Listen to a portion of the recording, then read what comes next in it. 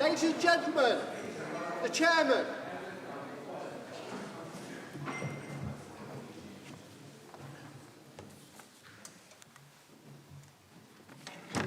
Good morning, members.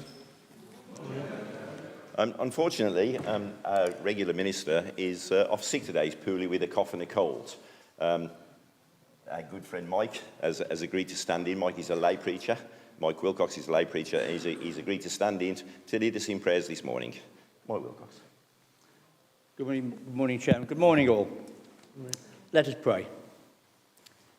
You have called us, O God, to be your people. You have loved us and chosen us for your own. Clothe us with your compassion, your kindness, your humility, your gentleness and patience. Help us forgive one another as you have forgiven us, and bind us together in the perfect unity of your love through Jesus Christ the Lord, who is alive and reigns with the Holy Spirit, one God, to the end of the ages. Amen. Amen. O God, the Creator and ruler of all, we ask your blessing on the members of this county council who have been called to show care and responsibility in the community. We pray that they may have wisdom, patience and the ability to listen to each other and to the needs and desires of those they represent. That through their dedication and hard work, the county may duly prosper and the life of all its people enhanced. We make our prayers in Jesus' name. Amen. Amen. Lord God, we hold before you those who are in need of any kind, and especially those who suffer. We pray especially for His Majesty the King, the Princess of Wales, praying that your healing spirit will support, strengthen and sustain them, that they may be strong in faith, hope and love, through Jesus Christ our Lord. Amen. Amen. We bring all these prayers together with the words that Jesus Christ himself taught us as we say, Our Father, who art in heaven, hallowed be thy name. Thy kingdom come, thy will be done, on earth as it is in heaven. Give us this day our daily bread, and forgive us our trespasses, as we forgive those who trespass against us. Lead us not into temptation, but deliver us from evil. Thine is the kingdom, the power and the glory, forever and ever. Amen. Please be seated.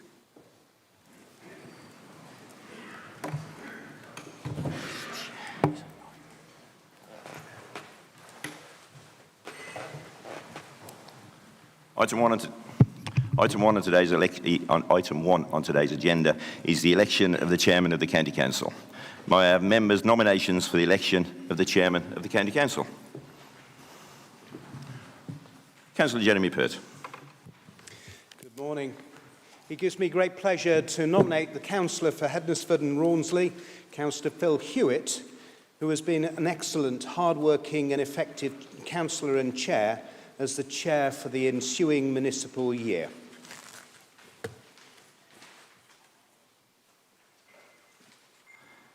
Thank you. Do we have a seconder? Councillor Philippa Hayden. Thank you, Chair. My pleasure to second you for this position. I think from the last 12 months we can all see how fantastic you've been. Very gracious and all kept us in account. Thank you. Other nominations? Thank you. It has been proposed and seconded that Councillor Phil Hewitt be appointed as Chairman of the County Council for the ensuing year. Is that agreed? Thank you. I've got to sign first.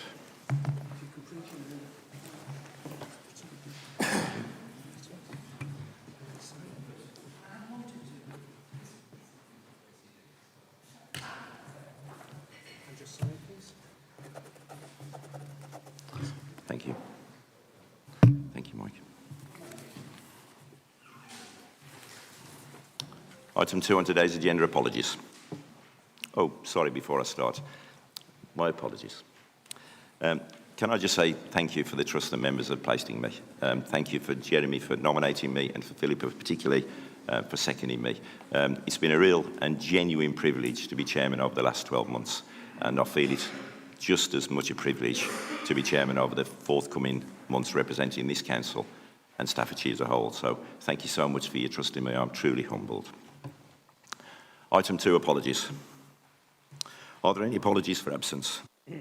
Good morning, Chair. Good morning, Council. Yes, we have 3 notified councillors: Farrell, Councillor Jessel and Councillor Wowman.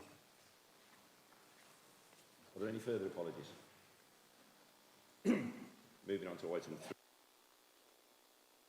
The interest. Thank you. Moving quickly on to item 4, confirmation of the minutes of the council meeting held on the 14th of March 2024. I move that the minutes of the council meeting held on the 14th of March 2024 be signed as a true record. Is that agreed? Agreed. Thank you.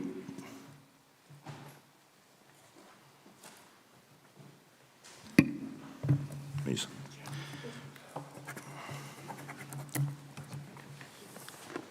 Thank you, Mike. Item 5 on today's agenda, election of the Vice Chairman of the County Council. We now move to nominations for the appointment of the Vice Chairman of the County Council. May I have members' nominations, please? Councillor Peters. Congratulations, Mr. Chairman, on your appointment. Thank you. I'd like to nominate Mr. Gretrix. He is an experienced councillor with many years of experience and service. He is reliable, he listens, and he communicates. It gives me great pleasure to propose Colin Gretrix as Vice Chairman. Thank you. Do we have a seconder? Councillor Sutherland. Thank you, Chair, and good morning, members, and congratulations on your second term. Thank you. I'm delighted to second Colin Gretrix for the forthcoming year as Vice Chair for Staffordshire County Council. I've known Colin now for 7 years and, ironically, served on committees for the full 7 years. So I've got to know Colin. He can be what I would call quite upfront with you. But when you get to know him, he's got one hell of a sense of humour. So I think, and I'm sure he does, bring that to this role. But all I would say is that I think that Colin will serve and represent Staffordshire County Council and support you as chairman, as his vice, for the forthcoming year in a great way. So I'm very happy to second Colin. It has been proposed and seconded that Councillor Gretrix be appointed as Vice Chairman of the County Council for the ensuing year. Is that agreed?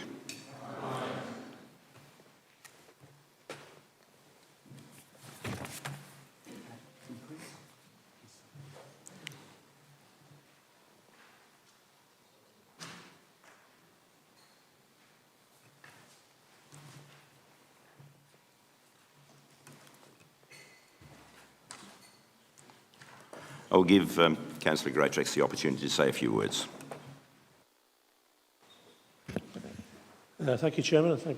Thank you to the proposer and seconder, Councillor Bernard Peters and Councillor Mike Sutherland, for their kind words. I'd have to say that for the last year, the Chairman has been somewhat prolific in his ability to attend, so there hasn't been a great deal of opportunity, but there were 2 holidays that the Chairman managed to sneak in. And those of you that have been involved with civic matters will know about the citizenships which we've shared. So I've been to quite a few of those, and I've enjoyed those, and I've enjoyed serving, and I will continue to do so. The warmest congratulations. Item 6, which is the Chairman's correspondence. I have 2 pieces of correspondence which I'll take separately. Firstly, some sad news for former councillor Nicholas Beach. It is my sad duty to inform members of the recent death of former County Councillor Nicholas Beach. Mr. Beach represented the Needwood Forest electoral division on the County Council between 1989 and 2001. He served on a number of the Council's committees, including the Highways Committee, Arts and Archives Committee, Social Services Committee, and the Policy and Resources Committee. I'll give members the opportunity to speak about Mr. Nicholas Beach. Councillor Philip Atkins. Oh, there's not many who'll remember Nick, looking around the chamber. He got elected as you said, Chairman, in 1989 to represent Needwood Division in East Staffordshire, and is one of those characters that we have on the County Council from time to time. He was 95, I think, when he passed away. And you sort of think back to, well, blimey, you know, he was born in the 1920s, and he served in Korea, a war that's been forgotten by many. And Major Nick Beach came back from there and serving in the army, and he ended up at Burton in the breweries and working mainly in the distribution and haulage. So it's quite...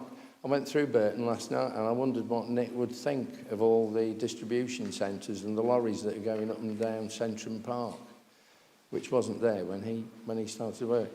He lived at Tatenhill. He was an absolute straight-as-a-die man, as you would imagine, from a major in the army. And he took a keen interest in social care, and he was the Conservative social care spokesman through the 90s and into when he stood down in 2001, and had some quite firm views about how we should be going forward. Heart of gold, absolutely straight, somebody that you could really rely on. And his daughter ended up in Florida, so he used to spend a bit of time going out there and spending time with the family out in Florida, and what they did out there. And he really did live life to the full. It's a shame Julia Jessel's not here today, because she would understand more than anybody the intricacies of Tatenhill village politics and Needwood. But Nick was somebody who could operate at a national level, but right down to an individual level, which is something that's quite rare in people. And hopefully, looking around the room, there's quite a few of people like that in this chamber today. But I think the thing is that it's that time span that struck me when I knew Nick, that very, very seldom do you get to sit with somebody who served in a war that everybody's forgotten about. When jet fighters were first there were hills, swarms of Chinese coming over in Korea, down to the sea, Incheon, all of that. Fascinating guy to talk to. And let's hope that these things aren't forgotten. But I shan't forget Nick anyway, Chairman. Thank you, Councillor Atkins, for those incredibly kind words. Councillor Ian Parry. Thank you, Chair. I just wanted to rise briefly to also offer my tribute to Major Beach. I met Major Beach, Nick Beach, one of the people, I guess, in the chamber, Philip, that do remember him. It was May 1997, not our finest hour, as you probably recall. And we had our group meeting, and after our group meeting in those days, there was a bit of a ham tea going on in the Oak Room. And as a new person, surrounded by these people I'd heard of, never met before, but they were big names to me, you know, Rex Roberts and Nick Beach and Arnold Ward, Philip Atkins, and these other people who I had met. And I was kind of slightly overawed by the whole experience. And I have to say, a bit shy, but Nick Beach was the one person that came up to me and said, hello, hello, new boy, kind of thing. And we had a conversation. Lovely, lovely man, wise, kind, knowledgeable, experienced, and very engaging. And I always remember that, and always grateful to Nick in terms of not making me feel a complete outsider on my first day at school. So yes, thank you, Nick Beach. May you rest in peace. Thank you, Councillor Parry. Can I ask members just to rise for members and members of the public, please, to rise for a minute's silence?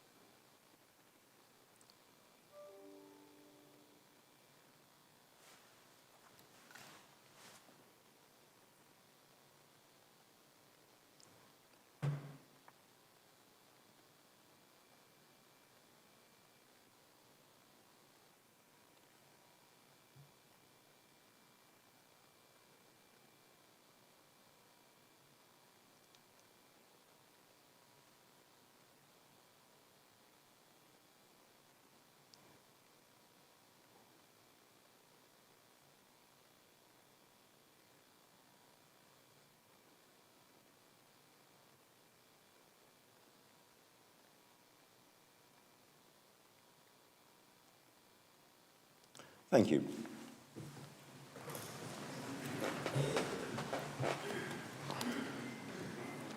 Staying with item 6, which is the Chairman's correspondence, the next item is the retirement of Rob Salmon, the Director of Finance.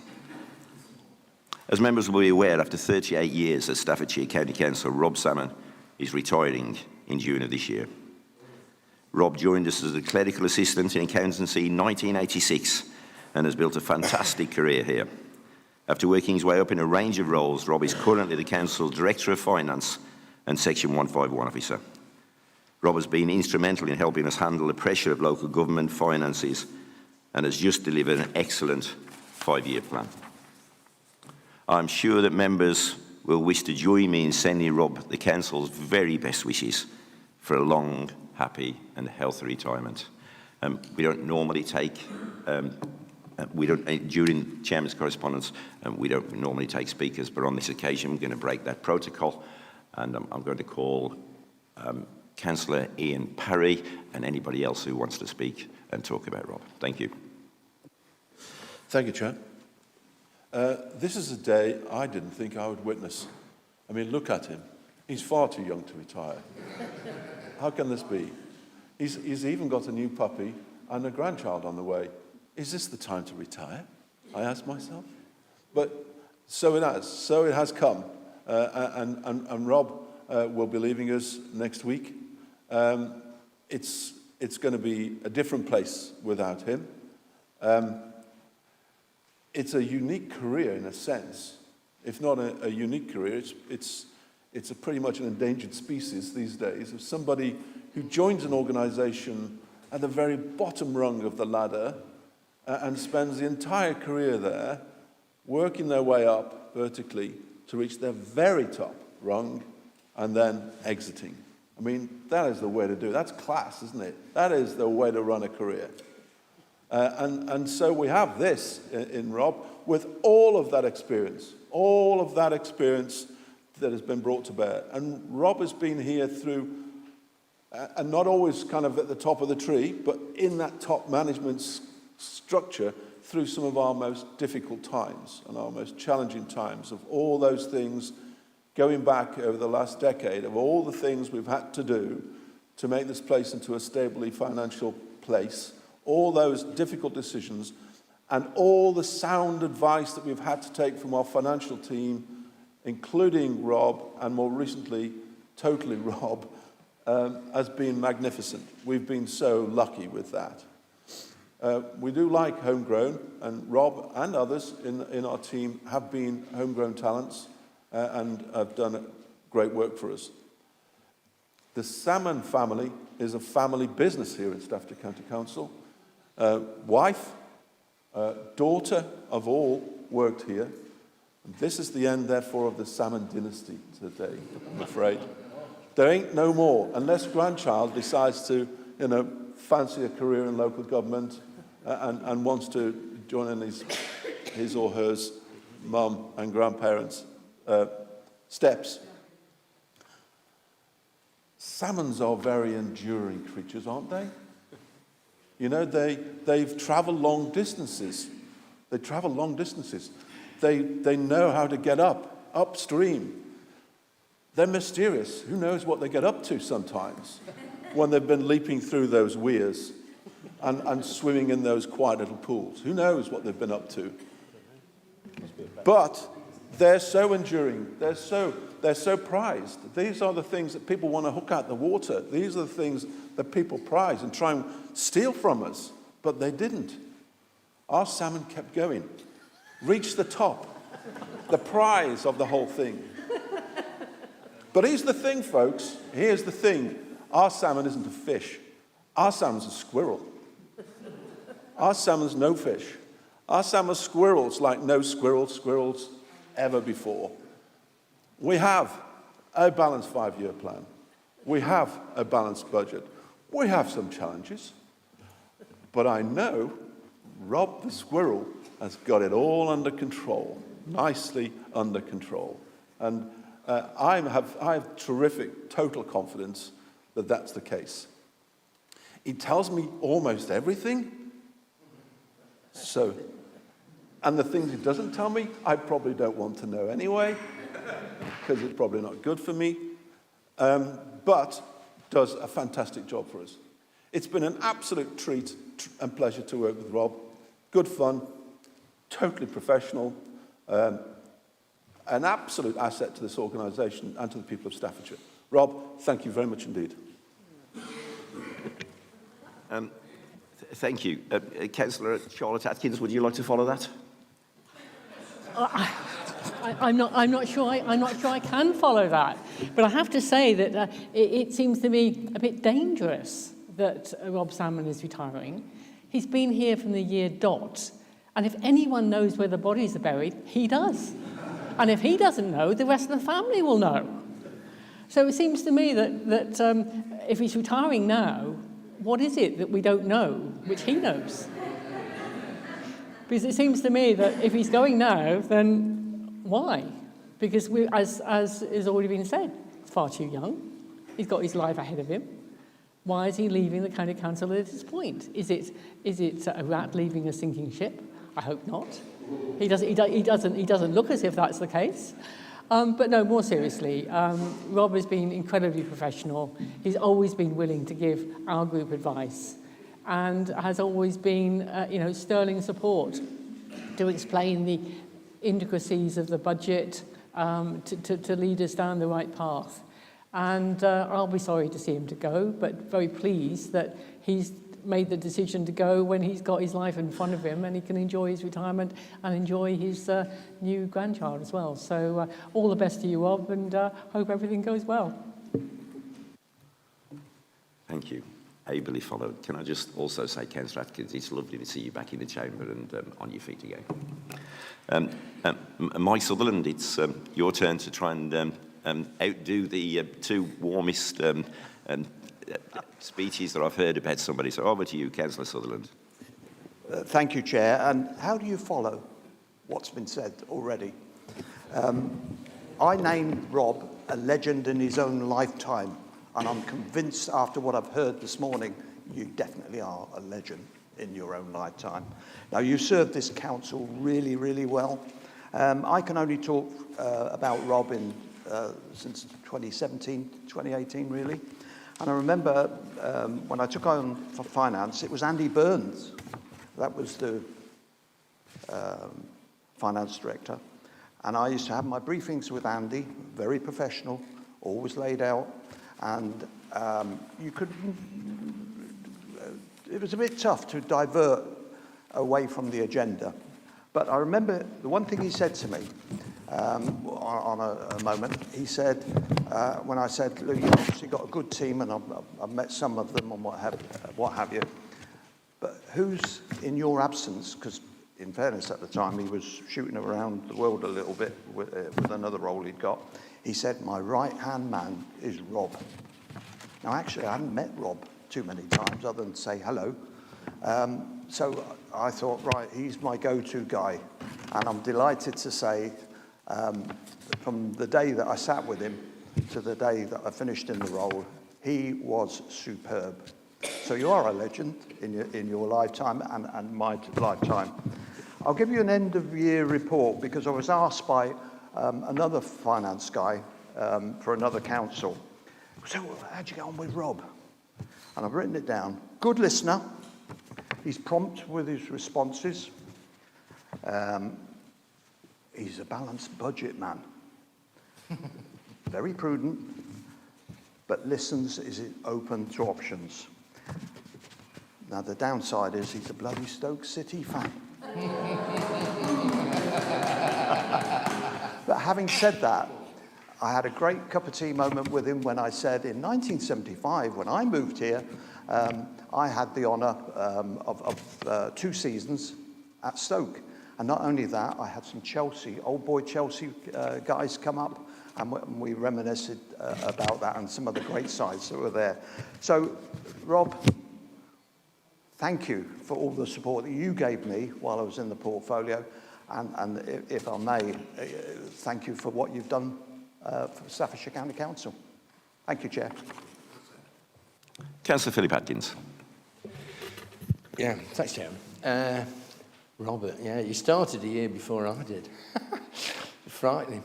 And back in the days of Richard Tenterbaum as the county treasurer, grander title, isn't it, really, than a director of finance? You know, but and one thing I can remember about Richard was that he came from Glamorgan, and Glamorgan and Staffordshire seemed to be the two training grounds, Mr. Chairman, for financial acumen and directors. You know, we've and I think through the years of watching Robert grow from a clerk up to where you got today, Rob, is quite something. And I'm pleased to see that it's almost a homegrown person who's coming back as the Director of Finance.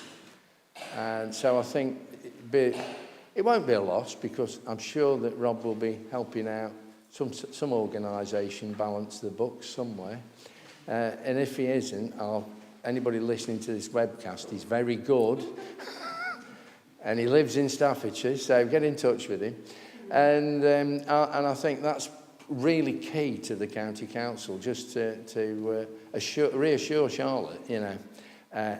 It's one of the best things is balance the books, and as my motto says, money's never a problem, paying it back is. And Rob's one of those guys. He will sort out how you pay the money back over a period of time if you borrow, to invest, to save. Those are the three words that I can hear him saying, and I'll go off and have a think about it.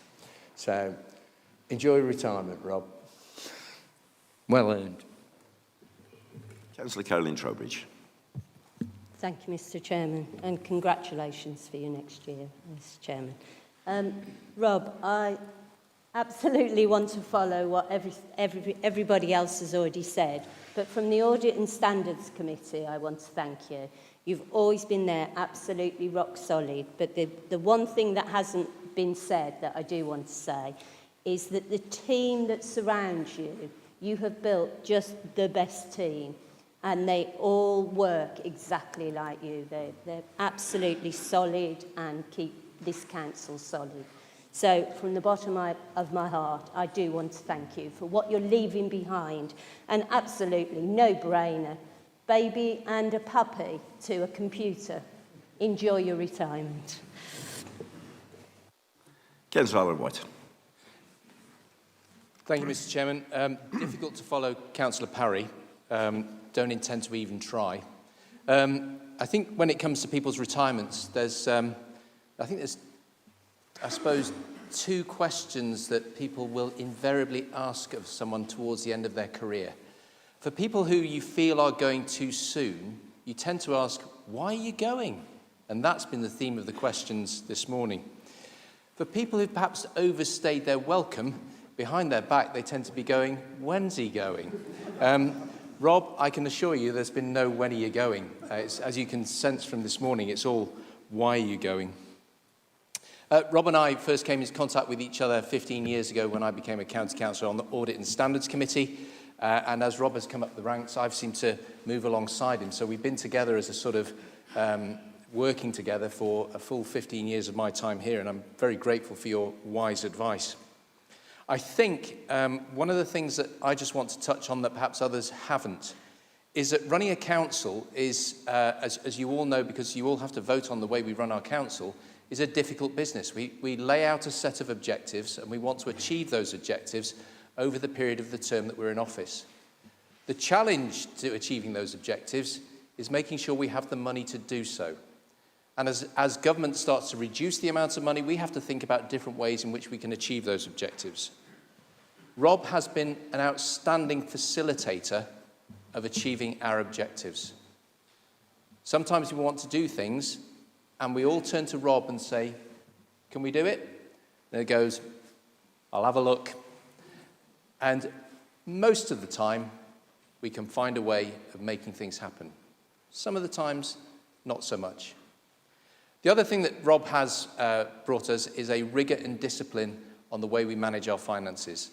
The adage that you brought in was pound in, pound out. If you want to do something in one place, fine, but you've got to find a way of making savings in another place. And that discipline that he has brought to this organisation has been superb. Rob, on behalf of the County of Staffordshire, thank you very much indeed for everything you've done for the county. 38 years is a very long time, and it's genuinely appreciated. For people who are retiring, I always say the same thing. You're on to a new phase, and I hope you have a really successful next phase of your life. There won't be a minute's silence at the end of this. There'll be perhaps, let's go for it, a round of applause.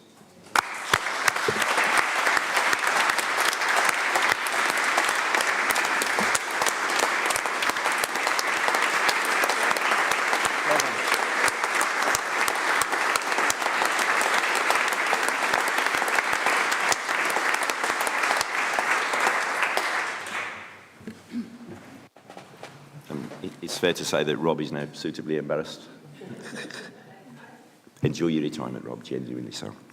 Item 7 on today's agenda is a statement of the Leader of the Council. Councillor Alan White, will you move consideration for the statement, please?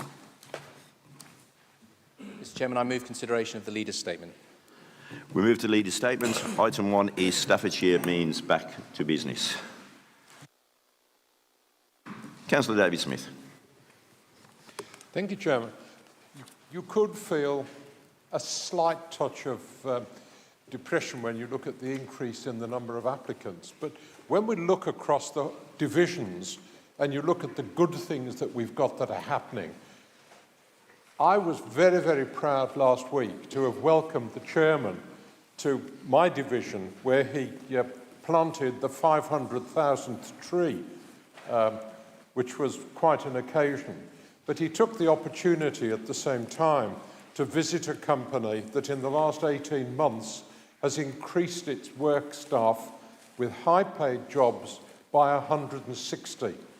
If you look at that replicated across the whole of Staffordshire, it provides us with a very, very different picture. And I think it's tremendously exciting. And I look forward to the next visit from the chairman. Thank you, Chairman. Councillor Nigel Yates. Yes, thank you, Chair, and good morning, everybody, and congratulations on your mutual re-election. Picking up really on what Councillor Smith has just said and looking at the first paragraph, the word which concerns me because it always suggests complacency, and I trust there isn't any complacency whatsoever, is the word however. It's important to note that the claimant rate is regionally and nationally low. The last 4 leaders' reports covering 6 months have shown an increase in claimants, and that covers the time over Christmas where usually there's a boost in temporary employment to cover the Christmas period.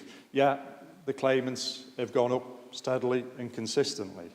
I am very concerned about the news which is being reported in North Staffordshire over the last month since the last meeting, and that H&R Johnson's have been subject to a management buyout and as a consequence have closed their manufacturing on a site which goes back many, many, many decades, and a site which, in a position which employed my father for 40 years. So it is very close to my heart. Now, those manufacturing jobs are highly skilled jobs, and those manufacturing jobs will not be replaced with equivalent manufacturing jobs.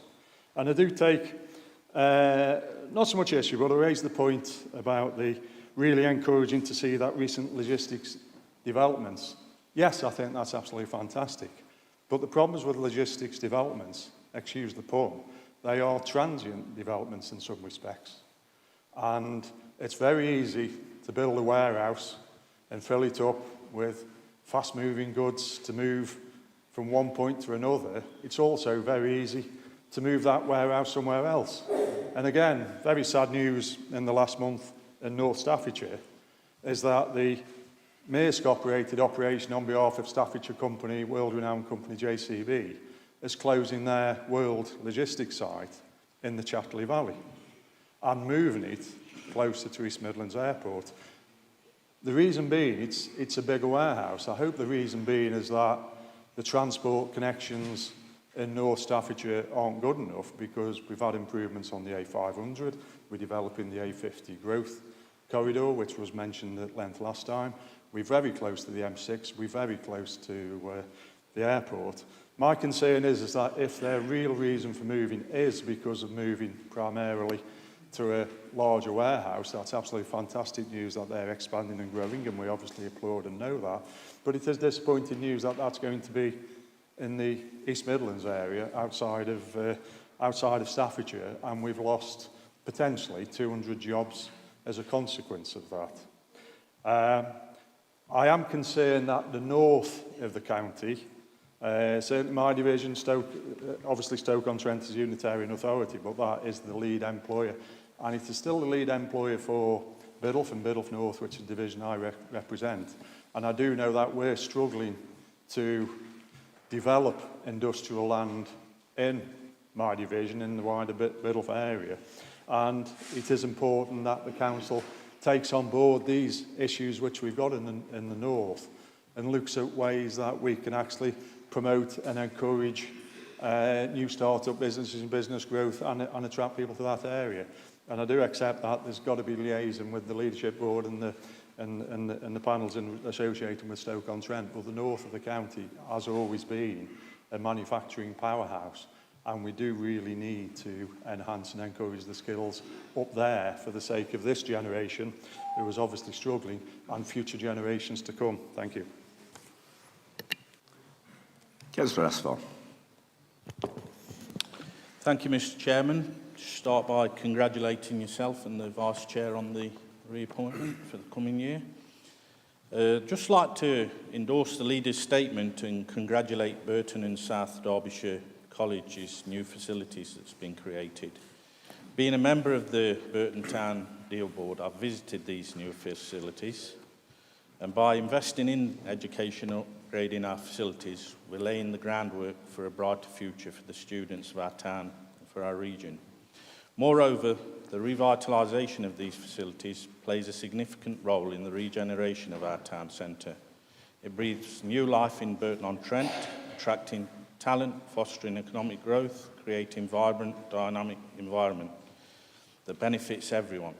It signifies that we are not just keeping up with pace with the times, but leading the way towards a prosperous future. So the opening of these facilities is a testament to the hard work, vision, and of many, including the dedicated team at Burton and South Derbyshire College, local leaders, businesses and community members who have supported this project every step of the way. So let us celebrate this achievement and commit ourselves to continuing to support our education institutions and driving regeneration for the betterment of all. Thank you. Councillor Syed Hussain. Thank you, Mr. Chairman, and congratulations to your good self and Deputy Chair as well for your second term. Mr. Chairman, I'm just struggling to find out anything about the good news story about small and medium-term businesses. So I hope the Cabinet member will look into it, especially small businesses encounters multitude of obstacles when it comes to acquiring new customers, sustaining profitability, and sometimes acquiring finance becomes so daunting as well. So, Mr. Chairman, recognizing the importance of technology and establishing an online presence to their supply chain, I'm talking about those corner shops, retailers, and hairdressers. They are the backbone of our economy. They create thousands of jobs. So I would urge the Cabinet member to look into this matter and what support he can offer to them. And especially, we all recognize after this COVID pandemic, they are really facing immense pressure to keep their door open. Thank you, Mr. Chairman. Councillor Philip White. Thank you very much, Chairman, and congratulations to you and your deputy on your re-elections. Looking forward to another year with you in the chair. Another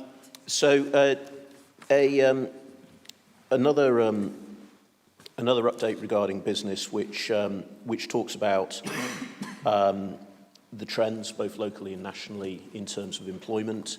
and also the work that this council is doing to support good jobs in our county and highly skilled jobs as well.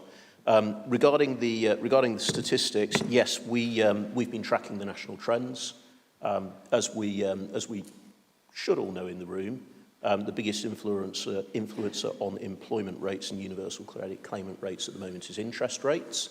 We're looking forward to those being able to come down over the next few months due to the work that's been done to reduce inflation, and that should have a positive impact nationally on the job situation. What we see in Staffordshire, though, and it's as a result of a lot of hard work over the last decade and a half, is Staffordshire trending well below the national average and massively below the regional average in terms of universal credit claimants. We have a really strong track record in this place of supporting our businesses to create new employment and supporting our people into those jobs. And that is something that we are continuing to work particularly hard at, recognising that nobody who wants a job should be without a job. So, yes, we can recognise our strong track record and our hard work in this area, but we will never be complacent about it. I've often mentioned in this room our jobs and employment brokerage, which joins all of that together. The statement here mentions some of the key investments in terms of employment sites in the county. So the West Midlands Interchange, with 8,500 new jobs coming into the county. I'd also highlight Pets at Home, relocating from Stoke-on-Trent, another example, but into Stafford, with several thousand new jobs. The Chatterley Valley site in Newcastle-under-Lyme, which we are helping to develop with support from the Towns deal, akin to Councillor Afsar's comments about Burton and South Derbyshire College supporting skills and training through the government's Town Deal Fund as well. So thank you, government, for the money to be able to unlock those, which we've used well. And we're supporting similar work all around the county, so Branston Locks and I-54, a couple of other notable examples. We are hard at work in this. Regarding those business choices and where businesses choose to go, businesses will come and go. So we work very closely with JCB. They are a massive employer in our county and increasing the numbers of people that they employ in our county in recent years. Yet their logistics operations are better suited to being near an international airport. Global businesses will make those choices. The key for us is to be strategic in our approach and to make our place attractive to those businesses. So the A50, A500 corridor work that we're doing is a really good example of that.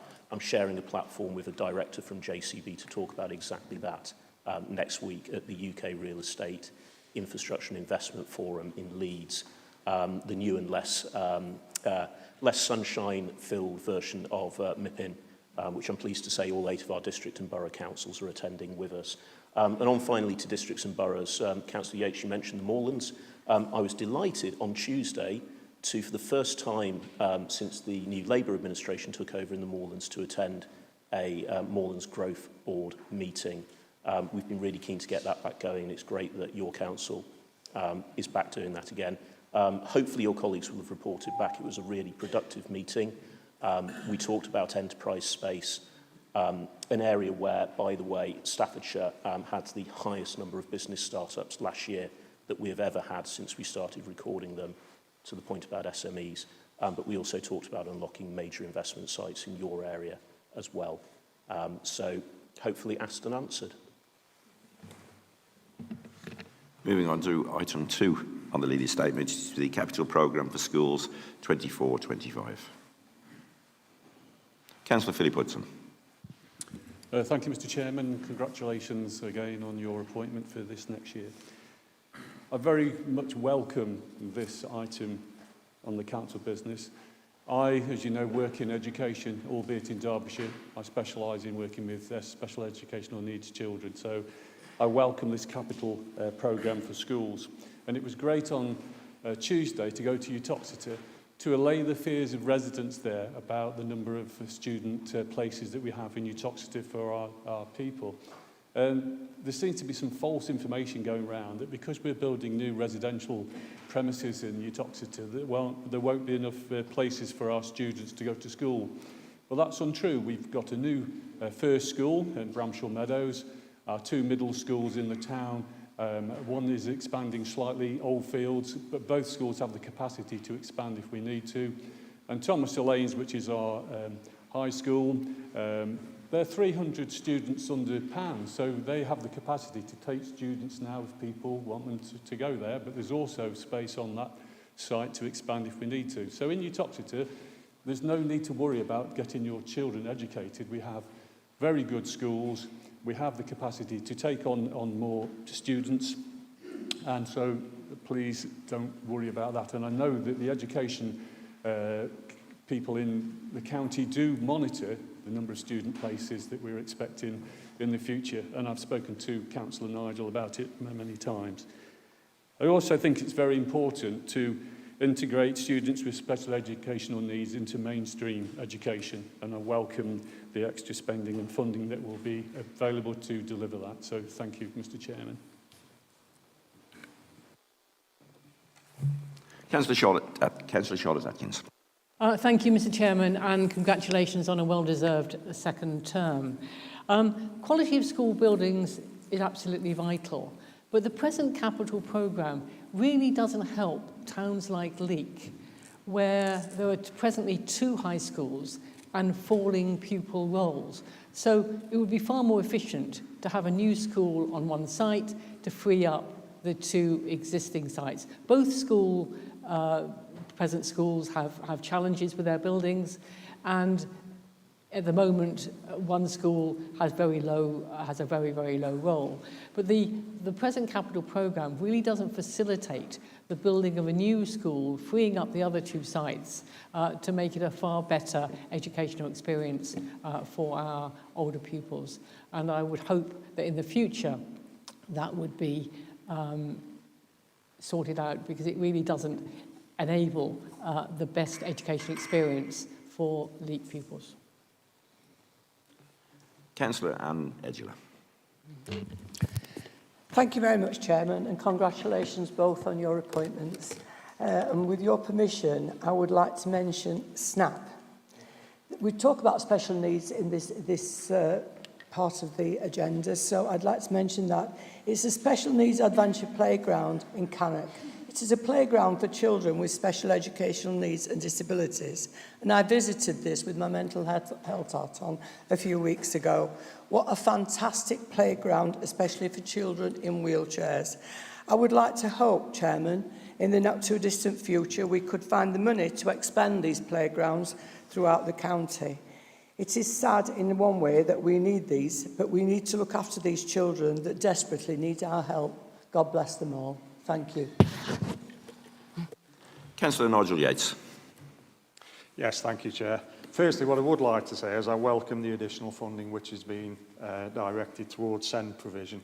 I have a particular issue within Biddulph because we lost our special school to an arson attack many years ago, and to be honest, the town has not really recovered with a competent SEND provision, certainly in the local area since. And with the Cabinet member and my other fellow Biddulph councillor, we had a very positive meeting at Biddulph High School. So I'm very pleased to see that the forward-looking trajectory is one of continual and much-needed improvement in that area. Just 2 other things, nothing negative, just really updates. One is reinforced, autoclaved, aerated concrete. Have we completed assessments on our schools? Do we know how many schools are affected and to what extent those conditions are? And obviously we have an awful lot of academy schools. Are we in touch with the academies, school operators, to see what this situation is with their schools? And is there a sort of short term, how do we manage the immediate risk? Medium term, how do we mitigate the problems? And long term, how do we actually resolve and rebuild those problems out of the way to make them safe and sustainable? And is that included within this fund, or is that a separate fund? And then finally, on a final point, again, I applaud the direction of funding to more energy efficient buildings. The climate change agenda is very much at the forefront and very important. And it's also a very cost effective way of running our buildings, as I'm sure we all know. What I would like to stress as well is the importance of utilising the roof spaces of all these buildings, especially if we are doing structural repairs and improvements, to ensure that we maximise the use of renewable energy, principally solar energy. Principally, schools do operate during daylight hours, so it's an obvious thing to do. But also utilising battery storage technology within the schools, so we can actually take advantage of the much lower energy rates overnight, which are up to a quarter of the day rates. If those schools can plug into that with appropriate battery storage, supplemented by solar electricity in the day, there are absolutely massive, significant and sustainable savings to be made. As well, I'm sure quite a few of us know. So I'd like to, if you're to consider and come back with responses to those two specific things. The RAC issue, how we're dealing with it, and the renewables as part of the decarbonisation. Thank you. Councillor Philip White. Thank you very much, Chairman. So Councillor Price is unavoidably detained on another matter, so I'm subbing for him as this was my bailiwick for the 4 years before he took over. But if there are any details that I don't manage to cover, then I'm sure Councillor Price will be happy to pick them up. Firstly, in terms of the programme itself, this is the continuation of a long-standing success story here in Staffordshire. We have a really good track record of spending money well in terms of making sure the provision is there where our learners need it, whether that's in mainstream schools or in our special school estate. And that is borne out by the statistics in terms of the school place offers that we have, where around 99% of our students get one of their preferred free school places, and we're trending above 90% for first choice school places, which compares really well to the national picture. So students in Staffordshire get to go to the schools that their parents want them to go to. Within that, and forgive me for referring to some notes, as I say, I'm a little bit rusty on this one, but within that, in the last 7 years, we've completed over 600 planned maintenance projects, so that's the safe, warm and dry projects to make sure that schools are good places for students to physically be. Over 175 projects to reduce our carbon footprint. So a big part of that is about replacing old boilers and inefficient heating systems, but we're also very active in terms of alternative energy sources and other areas where we can reduce that footprint. So that work is very much there, but we're always looking to find new and innovative ways of doing it. 300 priority projects where there's been a specific issue in a school that needs to be solved, many and varied. And then one that can be underlooked but is really important, over 160 toilet refurbishment projects, so that learners feel safe and comfortable carrying out the basic necessities of life when they're at school. And then, most crucially, 13 new schools during that time, including Staffordshire's first secondary school in a generation. And, of course, we've got our first all-through school, secondary and primary, on its way on the old power station site in Rugeley, coming up very shortly. Just regarding the question on schooling in Leek secondary schools, I think there are a few schools around the county that we'd like to see reconstructed, or maybe where there's some consolidation that we might want to do. I don't know enough about the Leek schools to be able to comment specifically, but as you know, Councillor Atkins, that funding comes from a national source. We can't do that locally. I'm quite confident Councillor Price would be delighted to look at that with you and education colleagues in the Moorlands. Just a small point, I mentioned I was at the Moorlands Growth Board earlier this week. I note that the leader of Staffordshire Moorlands Council is a former head teacher who taught in Leek and indeed here in Stafford. At another school perhaps we might quite like to rebuild if we had the chance. So we all work together on these things, don't we? And it's incredibly important, along with the care services we provide, these education services are right up there at the top of our list of priorities, as demonstrated, I think, by our good work in terms of our capital programme this year and over many years to come. And Councillor White is going to address the point about RAC. Thank you. Councillor Allen White. Thank you, Mr. Chairman. I just wanted to comment that Mike Gledhill, the leader of Moorlands, is also a Manchester City fan, so we need to be bound up in common cause. Wonderful. Thank you for your support, ladies and gentlemen. Just to the point about reinforced aerated concrete, you're quite right to raise it. It is a source of concern for many parents of children across the county. I'm delighted to be able to report, confirmed by John Tradewell and Neelam, that we've completed our survey and there is nothing, as far as we're concerned, that needs to be worried about. It is complete and it is tied off as far as Staffordshire County Council is concerned. I'd just like to add to that the point about rechargeable batteries and storage of energy in schools. Councillor Tagg is constantly talking about the things we can do to support the environment. And if there is a route into an environmentally sustainable solution to the use of electricity in the county and in county buildings, I'm sure he will be onto it. But it's about the financials of these things. And indeed, for those people who've done any research into large rechargeable batteries, the installation of the battery is one thing. The recycling of it afterwards is becoming a bit of a challenge too. So we need to make sure that the life cycle of the batteries that we put in place is something that is sustainable, as well as the way that they use electricity. Thank you, Mr. Chairman. As we move on to item 3 on the leader's statement, is Highways and Transport Programme 24-25, going up to 26-27. After looking at item 15 on the agenda, there's huge similarities. So I'm going to join item 3 and item 15 together. Councillor Jeremy Pert. Thank you, Mr. Chairman, and congratulations to you and to the Vice Chairman on your reappointments. Well deserved.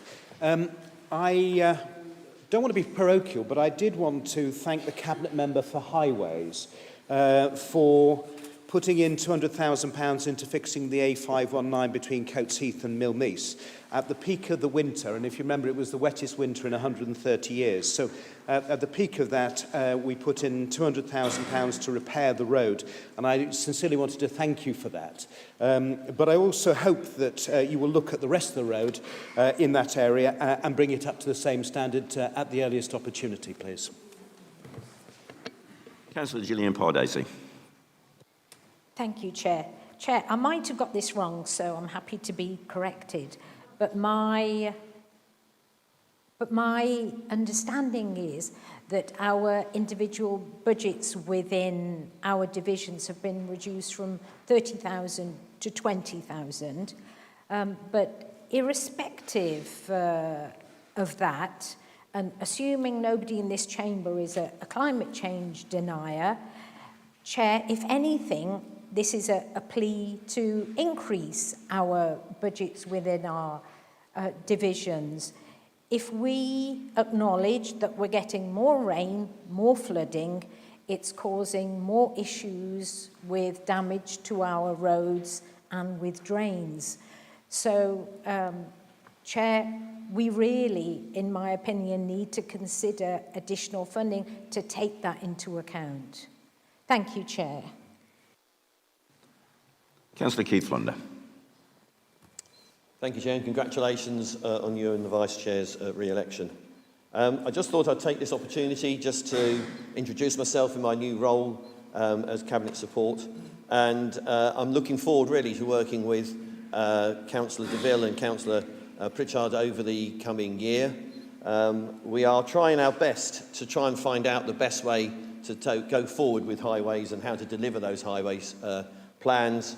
And I'd like to thank those who have already taken part in meetings with myself from an early start. Many of you have in the north. But I just wanted to warn people, or I think that warn's the wrong word, to let people know that I'm hoping that many of the people in the 4 districts and boroughs in the north will work with me to try and improve the current scenario in terms of delivery within the highways plans. That was all I wanted to say. Thank you. Councillor Asfar. Thank you, Mr. Chairman. So today I want to speak out on a pressing issue that's affecting Burton-on-Trent. While it's commendable that the Cabinet have approved the Highways and Transport Programme for 24 through to 27, promising an extensive investment of over 50 million for road repairs and maintenance, We've got to take a closer look at how these initiatives have been managed in the past. Despite past investments, there have been significant failures in the workmanship and coordination of the roadworks in Burton-on-Trent. As a community, we deserve not just promises of future work, but assurances that the projects will be carried out efficiently, effectively, and to the utmost highest quality. The workmanship on some recently repaired roads has been frankly subpar. Residents have reported incidents where newly resurfaced roads have developed problems within weeks of the work completed. Potholes, poor drainage and uneven surfaces are evidence that some repairs are not as durable as they should be. This not only disrupts daily commutes, but also possesses safety hazards to drivers, cyclists and pedestrians. And furthermore, the lack of coordination in the roadworks around Burton-on-Trent has caused significant inconvenience to residents. Multiple projects often seem to be undertaken simultaneously without a coherent plan, leading to unnecessary congestion and extended travel times. Essential works like these need better scheduling to minimise this disruption. For instance, closing multiple alternative routes simultaneously during peak traffic hours has led to extended frustrations for commuters, businesses and emergency services alike, and then we as the county councillors take the brunt of it. The upcoming investment, which also includes 34 road reconstruction schemes and the 2.75 million for highways, drainage and repairs, is crucial. However, I feel it's imperative that the funding is managed meticulously. We need qualified contractors who can deliver work to the highest standards, and good quality control measures need to be put in place to ensure the road infrastructure we build and repairs to a good standard. And additionally, better communication and planning be required between the council and the contractors. Residents should be informed about upcoming works well in advance. Sometimes I'm finding a few days before the works are going to start, residents are still asking questions. We're not getting the information.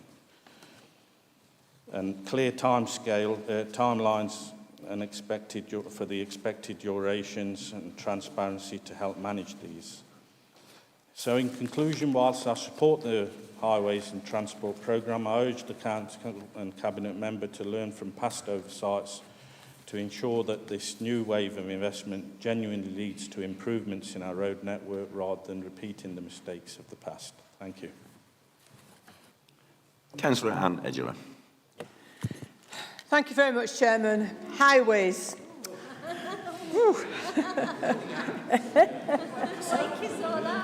Sorry? You've just woke us all up. It's what? You've just woke us all up. Oh, sorry. Is my voice loud enough?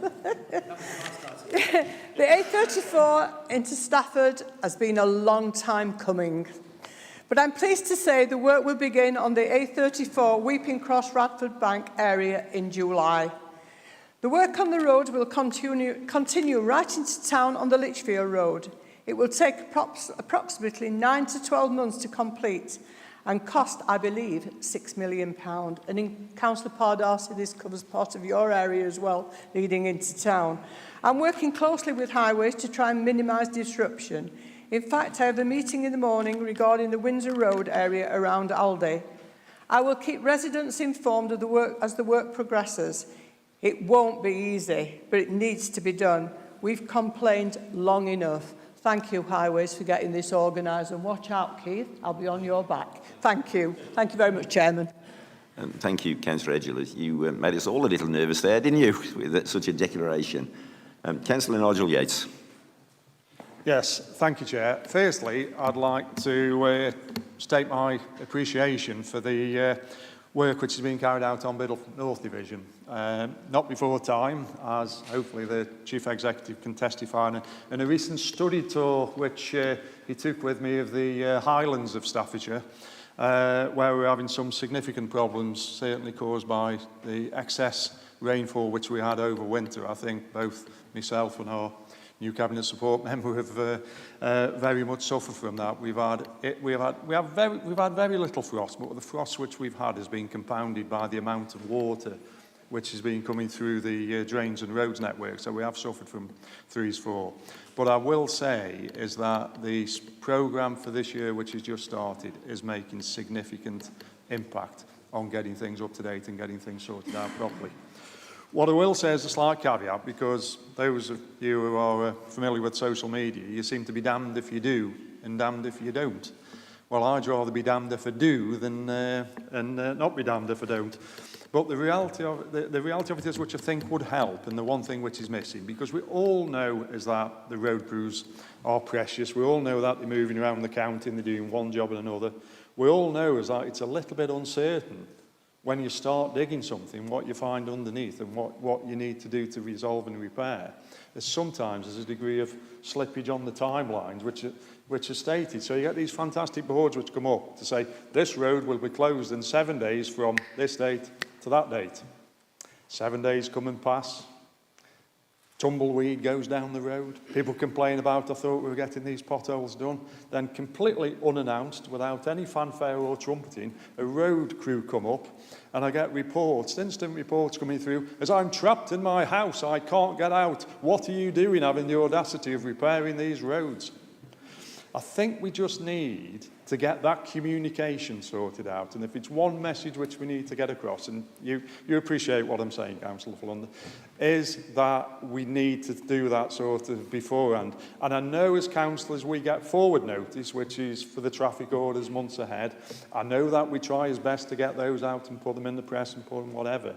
But if we can have some kind of mechanism to sort of say the day before when they definitely come in, let's see what's happening. What I've been doing on mine, which have been dealt with by the JCB Pro, is I've been to see the supervisor every day, but today, because I see him otherwise engaged, to find out what he's doing tomorrow, post the closures and tell him about tomorrow's programme. And ever since then, the amount of trapped in my household, I can't move my caravan, and I've booked today a night in Blackpool, have disappeared to negligible. So the one message is crack on with the good work which you've started doing. You're making real good inroads, but communication, communication, communication. Thank you.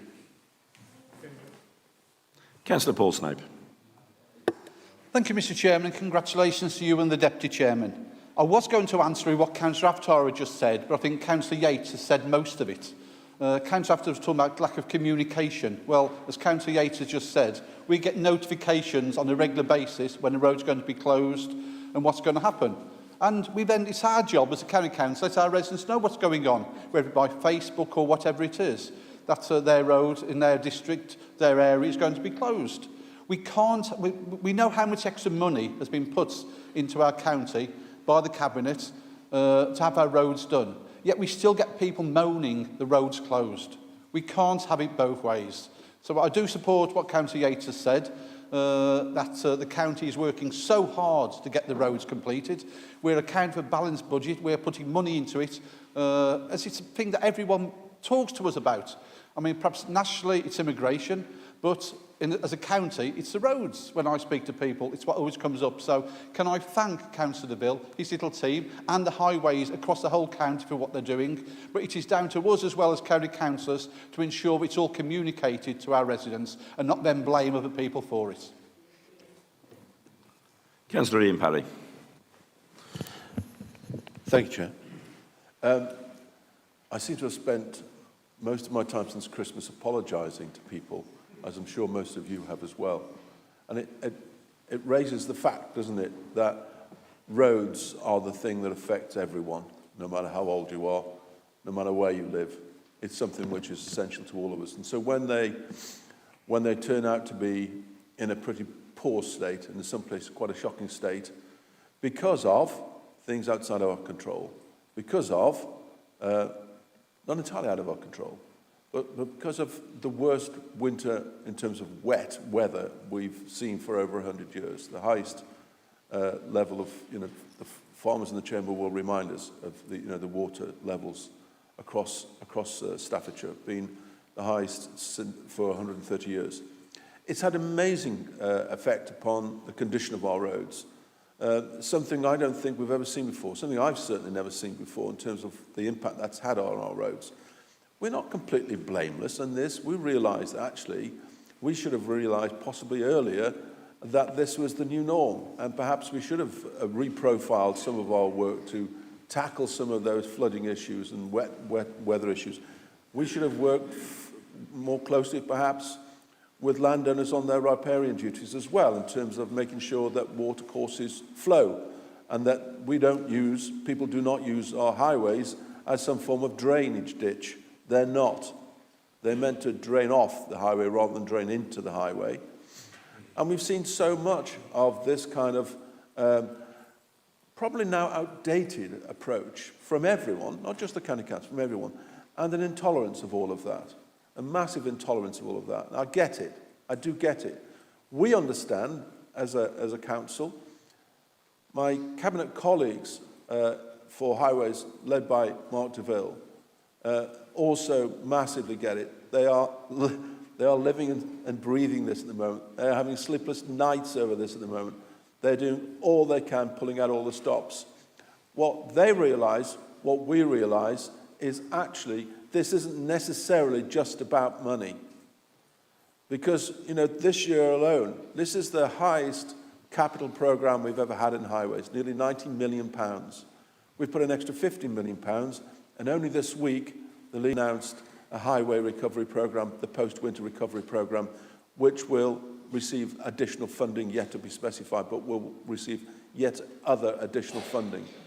But it's not just that, it's the deliverability of all of that, which is what my colleague Councillor DeVille is working on with his team in terms of how can this then be delivered in a fairly short space of time. We're in mid-May, and it's been only recent times that we can actually get teams out there repairing roads, because you can't repair roads when it's flooded or it's pouring down. That's folly. So there's a plan. There's a coherent plan. There is resources in place. What we need is the sun to shine and us all to have a bit of patience, and we will get there. And what we hope to achieve is that this is going to be a new norm. We will be, therefore, geared in a different way. And hopefully, we won't be caught out in the same situation next year. This has been a one-off, a bit of a surprise to us all, I guess, but something I think we've recognised. If this had been some form of other disaster, we'd have been out there now, everybody, with all of our resources tackling it, which is exactly what we're doing now. Thank you. I have two speakers left before I bring in the Cabinet member. Councillor Janet Sylvester-Hall. Yeah, thank you very much, Chair, and congratulations as well to you both. Just a couple of things that I wanted to make a note of, specifically to do with an area which is a main route in and out of Lichfield on the Trent Valley Road, and to do with the communication side, some of the things that we've mentioned already. First of all, the one network system, being able to share that with the residents is an extremely powerful thing to do, and I would encourage colleagues that don't already do that to start using it, because it is extremely informative. But what made a difference with this particular scheme was the communications that were done with myself and other members of the County Council that particular arterial route goes through. That was then able to form into conversations with residents, with local organisations, so they too felt very much part of what was going to be going on. And it does have a very big impact when things don't necessarily work when it should do on that particular part of the city. That made it so that it was a very effective and productive programme of works that was done, that I, for one, am very grateful for, not least the residents, but also for the way it was done. There was a letter drop that was put out to local residents and organisations in advance, and then the sympathetic thought to overnight closures.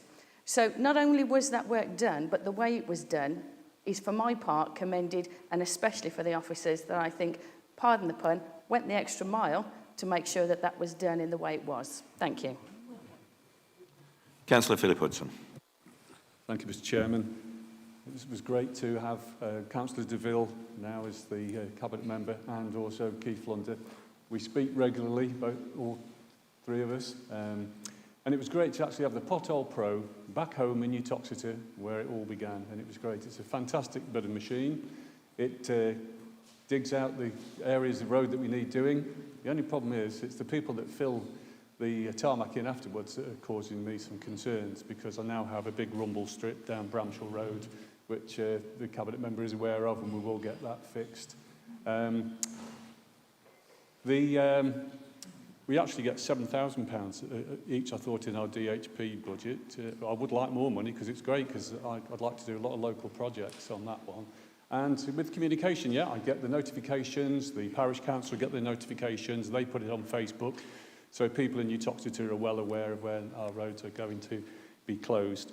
So it's all about quality, really, Councillor DeVille now. We're getting out there, we're doing it. We made so many good advancements up to Christmas last year, and it was great, and then suddenly we've had all this adverse weather, and now when you talk to we're back to where we were. All I can say is, can you make sure that the local members get more control of where we go first? I know that you do listen to me. I know my roads very well in Uttoxeter, and I know the ones that we need to get done and in what order. And it's very important that that's done. But thank you very much, and I'm really looking forward now to the next few months to getting it sorted. Councillor Mark DeVille. Yeah, thank you, Chairman, and congratulations to you and Mr Greatrex, and my very, very best wishes to Mr Salmon. Really good debate, Chairman. Comments absolutely across the chamber have been taken on board. I think universally, I think everyone would agree that the capital programme that we've planned and implemented is absolutely essential. Because, as other speakers have said, I think other than the cost of living crisis nationally, immigration, the NHS, they are national issues. The issue within Staffordshire and other counties is the roads that we drive on, because we all use them. So not only is it massively important, it's also massively important to look at the future structure of our roads and the infrastructure of our roads and the asset. And that's exactly why, colleagues, that we've developed and funded this very, very exciting capital programme. Just a few statistics, Chairman, and I'll be very, very brief, but there's been 32 schemes already delivered and completed within the capital programme since we started in 2022. There's a further 34 schemes planned up to 2027. 24 of those 34 are actually delivered this year. So that's a very, very exciting programme. And when you add to that 1.5 million square metres of resurfacing work across the county, that means that the surface of our roads that we all use all the time will be much, much better. But of course, that creates the confusion and the frustration that people unfortunately experience in these areas where we're doing the works. And I absolutely get it.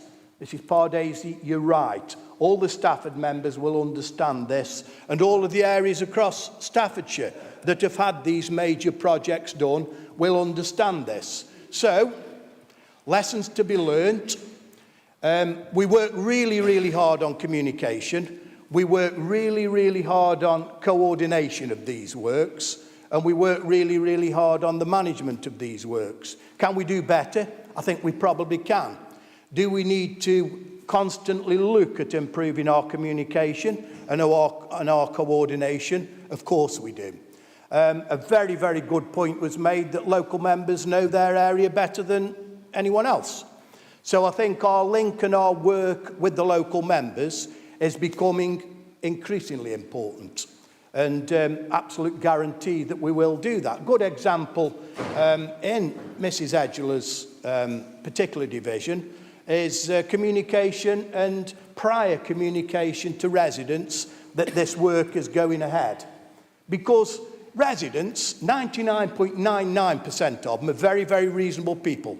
You know, the businessmen, we want to take the children to school, to get to hospital appointments, we use our roads. But 99.9% of residents understand the need for these improvements and understand the need for these capital works and understand that there will be some disruption and some inconvenience. And I think it's key, Anne, you're right, that we communicate that in advance. So there's work to do around coordination and work to do around communication.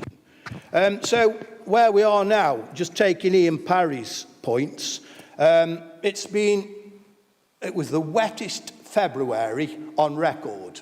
It's been the wettest winter for many, many, many years. In fact, I did read a fact that in April, there wasn't one single day in April that we didn't have rainfall somewhere in the UK, and that was in April.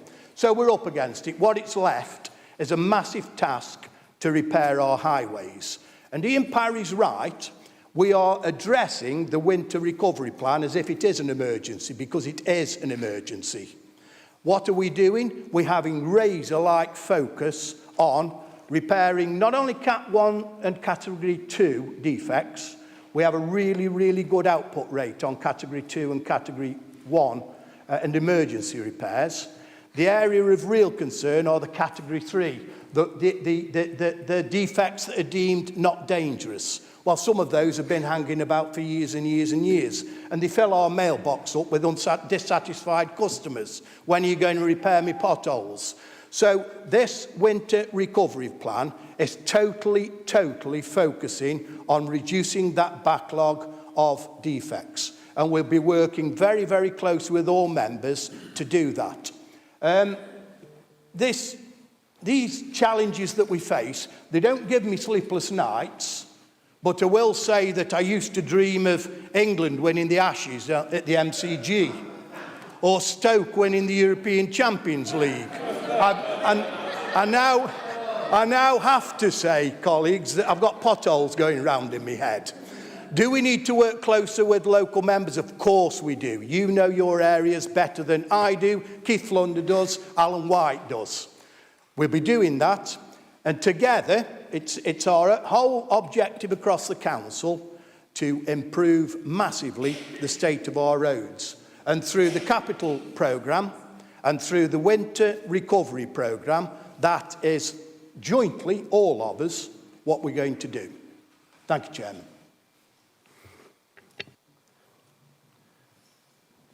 Moving on to item 4 on today's leader statements, which is the climate change strategy development framework as an update.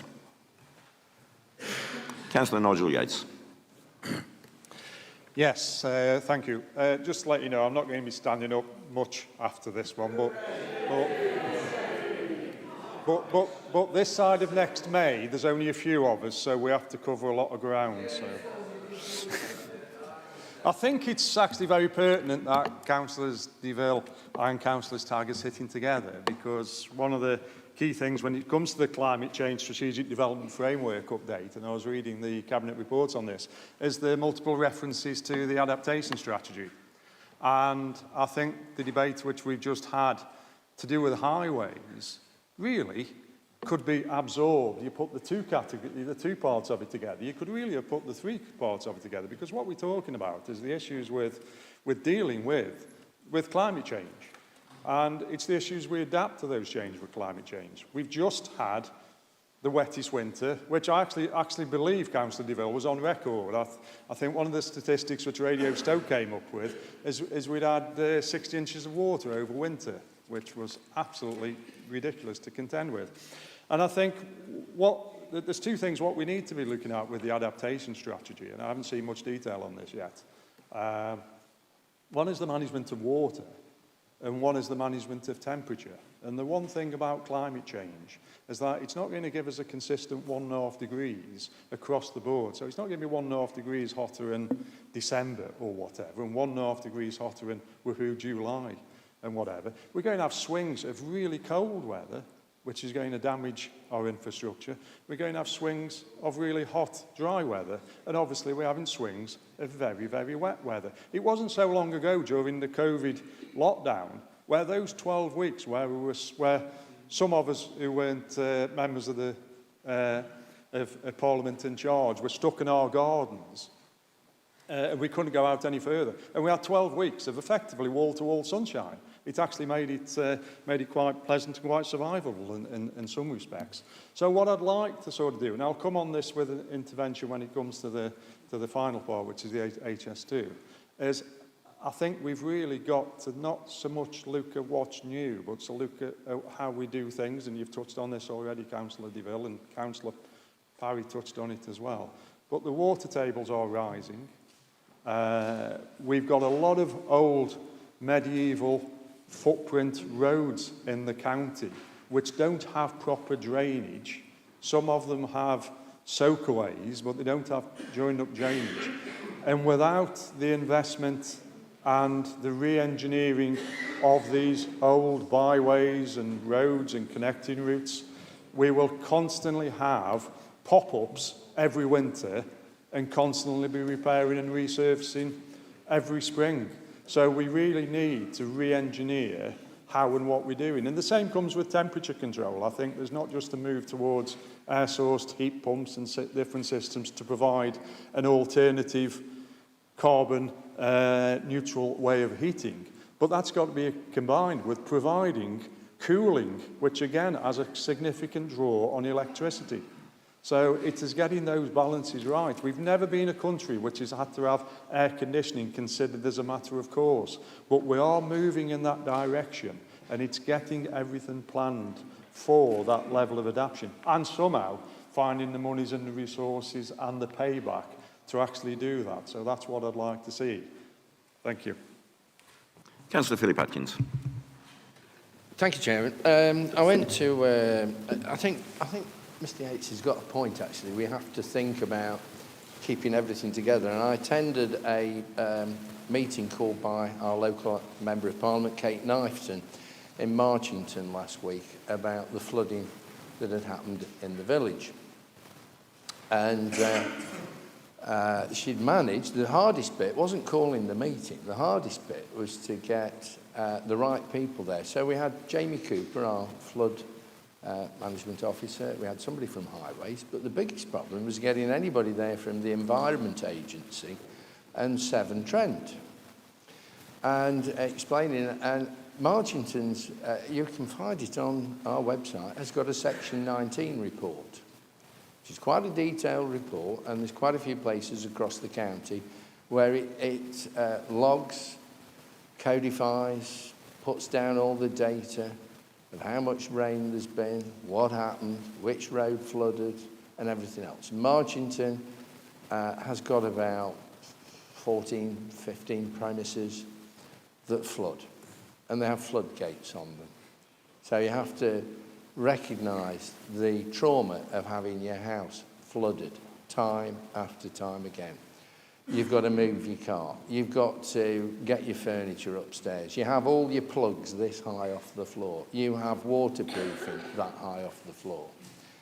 I've actually taken people who've complained about flooding to the local there, the Dog and Partridge, and pointed out the floodgate as you walk through the back door, which is about as high as this front of the chamber. That's the water problem that they suffer. But they also suffer in several other ways that needs to coordinate more things together. Because we don't clean a gully out, or it's smashed or broken at Birch Cross, the road floods and everybody's jumping up in arms because they can't get to Burton-on-Trent from Uttoxeter. The road floods further along, and we have got a team at Marchington, volunteers who come out and put up the road block signs and everything else. Their equipment was stolen within about 6 months, so they've had to put it somewhere else. But what came out from the meeting to me were two things. When these roads are flooded, the village is cut off. Children can't get to school. Carers can't get to look after the elderly in the homes. People can't get out to do the shopping. So there's ongoing repercussions. But the residents from the next village down the valley turned up as well, which was Drakeford-in-the-Clay, and they were moaning about the block road, but about a manhole cover being blown off on the A515 and cars disappearing into this manhole. It's a hole in the road, a main road, and the road floods, and you can't get through there either. So they were on about that. But it came out that Severn Trent have got 3 pumps in Marchington. The brook normally flows, one when it comes up a bit, second when it gets even worse, and third when it really gets bad. And the Environment Agency couldn't really give a damn. They just said, it floods.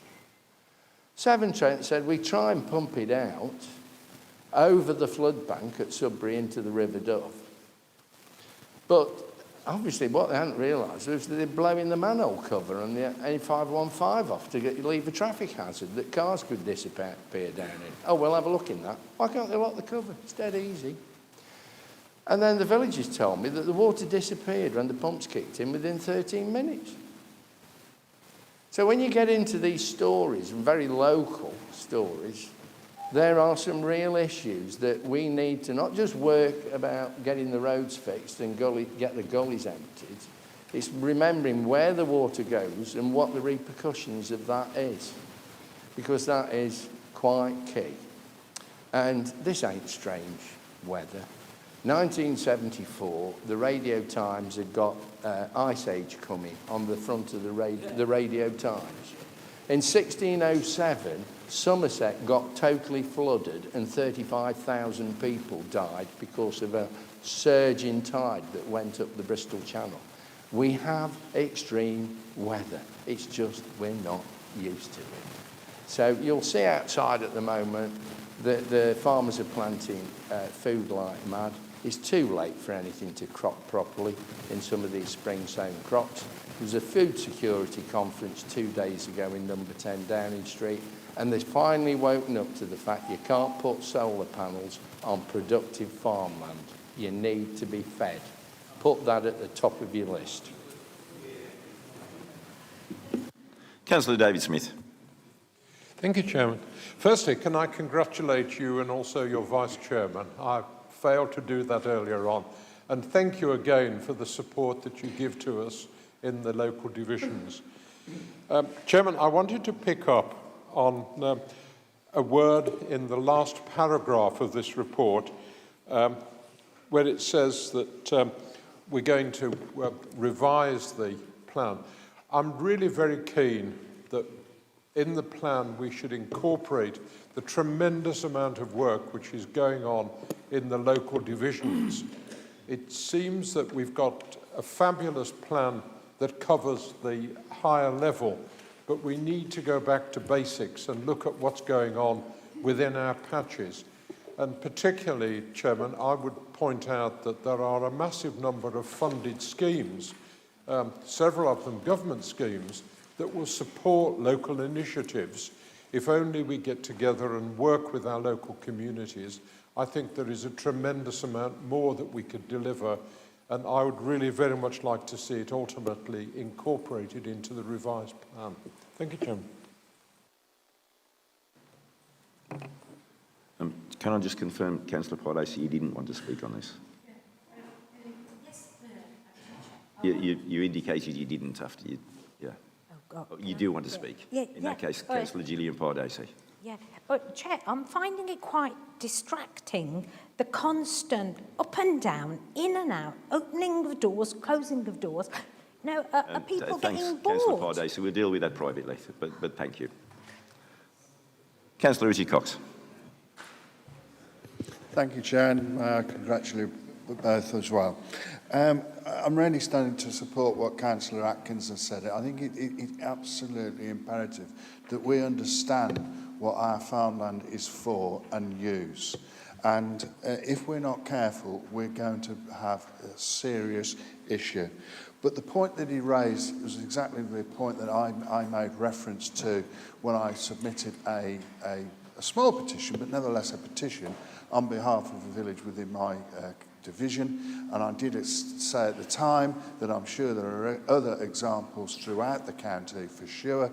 And it is having that strategy to really understand that some of our communities do get cut off, and we've got to start thinking how we're going to address that, because it is going to affect them big style. So when we get these rainfalls and so forth, we are closing down communities. And some of those communities do not have the amenities. They don't have shops. They don't, some don't even have a pub. But the thing is, if they had a pub or had a shop, nobody would get deliveries into it because they're flooded. So you can see the problem that we have. And it is across the county, and I recognise that. We will all have examples because we're a rural county. So it is something that we've got to address, but we've also got to understand how communities are. I know, talking to my division residents, I know what their priorities are, but I have to be honest with you, it isn't necessary, and this is I'm going to get shut down here, I know I am. We all recognise that we have a climate crisis, but the day-to-day issues that people are facing today are about what affects their immediate lives and their day-to-day business. And we've got to address that. So there is a balance. I certainly believe that there is a problem with the climate change and everything. Councillor DeVille mentioned about the amount of rain we had. I had read a report that it's the largest rainfall we've had for 130 years. So tell me what the discussion was 130 years ago. Was it climate change? No, I don't think it was. But I'm not a denier of climate change. I just think we've got to address issues that concern people in a day-to-day, because otherwise, and I know we've got to protect the future, and we've got to do right, but we've got to get the balance and work the two together and not sacrifice one for the other. And I think that's what I'm employing, that we've got to work it out. Thank you, Chairman. Councillor John Francis. Thank you, Chairman. Yes, Richard's spot on there. The point about climate change is the Earth goes through cycles anyway. This is probably just another cycle the Earth's going through. I admit that human endeavours and workshops from the Victorian age carrying through to the 20th century contributed to it. But we can bankrupt this country doing a lot of this work, and our carbon emissions come down to about 1% or even less, 0.8% of the total world emissions. China, when I worked in the power industry, were building one brand new coal-fired power station every month for years. And they don't mine it. Most of their power stations are built right next to open cast coal mines. And it is horrendous. And it's about 75% of the pollution in the atmosphere comes from China. And we're to blame because we buy their goods, so that's another issue, I had flooding in my area in 2020. At Ingersea village was cut off for a week, and the farm shop lost thousands of pounds in business. I ended up getting to sort it out with our highways team, Richard Racing and Co., which did a brilliant job. And the only way we could get it done was I got the local farmer with his potato machine, spraying machine, to pump the water out, and that took 2 days. So it is a serious issue. As far as solar farms go, I've got 2 planning applications in at the minute and another 4 on the way. On greenfield pasture land, which is absolutely ridiculous. Why this government, or the previous government, or the previous government to that, didn't pass legislation that every new house build and every new factory build, like the blooming great big sheds we've got all around Stafford, and even the bigger one at Aston by Stone, why they didn't pass legislation to make them put solar panels on those sheds and brand new houses, I don't know. And to be quite frank, we've lost the plot when we start building solar farms on good agricultural land, and Staffordshire is 70-odd% agriculture. So if we get hundreds of these planning applications come in and get built, they destroy the environment.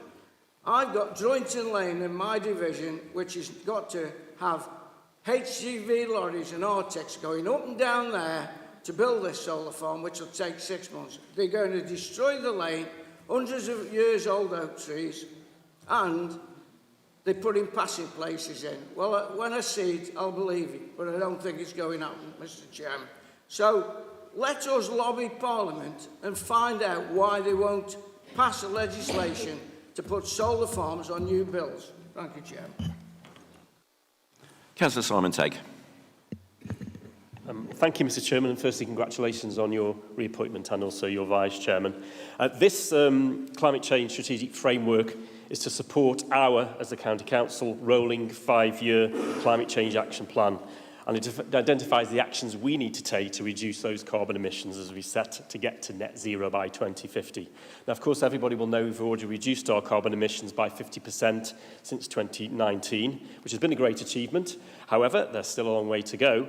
And also, we have an ambition to create a climate-resilient county, which, of course, encompasses quite a lot, as what has been said in the comments. Now, the framework sets out our principles for achieving that resilient climate change county, and that's ensuring that all council directorships and services understand the need to reduce emissions and to consider and mitigate the risk of the changing climate. Now, of course, we brought it to this council in the lead statement a couple of meetings ago, the flood risk management strategy, which was really well received at the time. I think it's a really good strategy that takes us forward. We're also, as Councillor Yates has said, working on the adaptation strategy, which will come to Cabinet in due course. So those are two things I think we're addressing some of the issues that have already been raised during the debate on this. And of course, we want to capture innovation, aspiration and a positive example that we can make as a county council, not only to our districts and boroughs who we're working very closely with, but also to our communities and to businesses across the county as well, to embrace the opportunities that come out of this agenda as well, to reduce emissions and to become more green and environmentally friendly. We also want to empower our council staff and us as members to be able to put suggestions forward so we can add them into our plans, and that's why scrutiny of this climate change action plan as it gets refreshed in the autumn is really important, and it will go to scrutiny before it comes to council. So our approach is really about using robust data to obviously analyse the climate impact and the climate change that's happening and respond to that as an organisation on behalf of our county. And that, again, will be the adaptations, it will be the flood risk management, but it will also be the energy efficiency and a sensible approach, really, to energy production. I take on board the comments that John Francis has said, and I think as a county we must encapsulate that into a sensible policy, which is what we're aiming to do. And I think it's really ensuring that our climate change ambitions are throughout every strategy we have as a county council. And I'll keep saying all the time that every cabinet member on this authority is a climate change cabinet member. Every officer is, and every member should be as well, an advocate for it across the board. And I think a three key parts of the framework is continuing to work with our partners, and really key that we do that with our districts and boroughs, and also that we do that with our communities. And we will be relaunching our Climate Change Action Fund. There's a question about it later, Councillor Yates, which I'll go into more detail, to encourage community groups, schools, church halls, all to apply for funding so that they can begin their course on reducing carbon emissions out in the communities. And that's supporting those local improvements we can make in every town, village and division in the county even.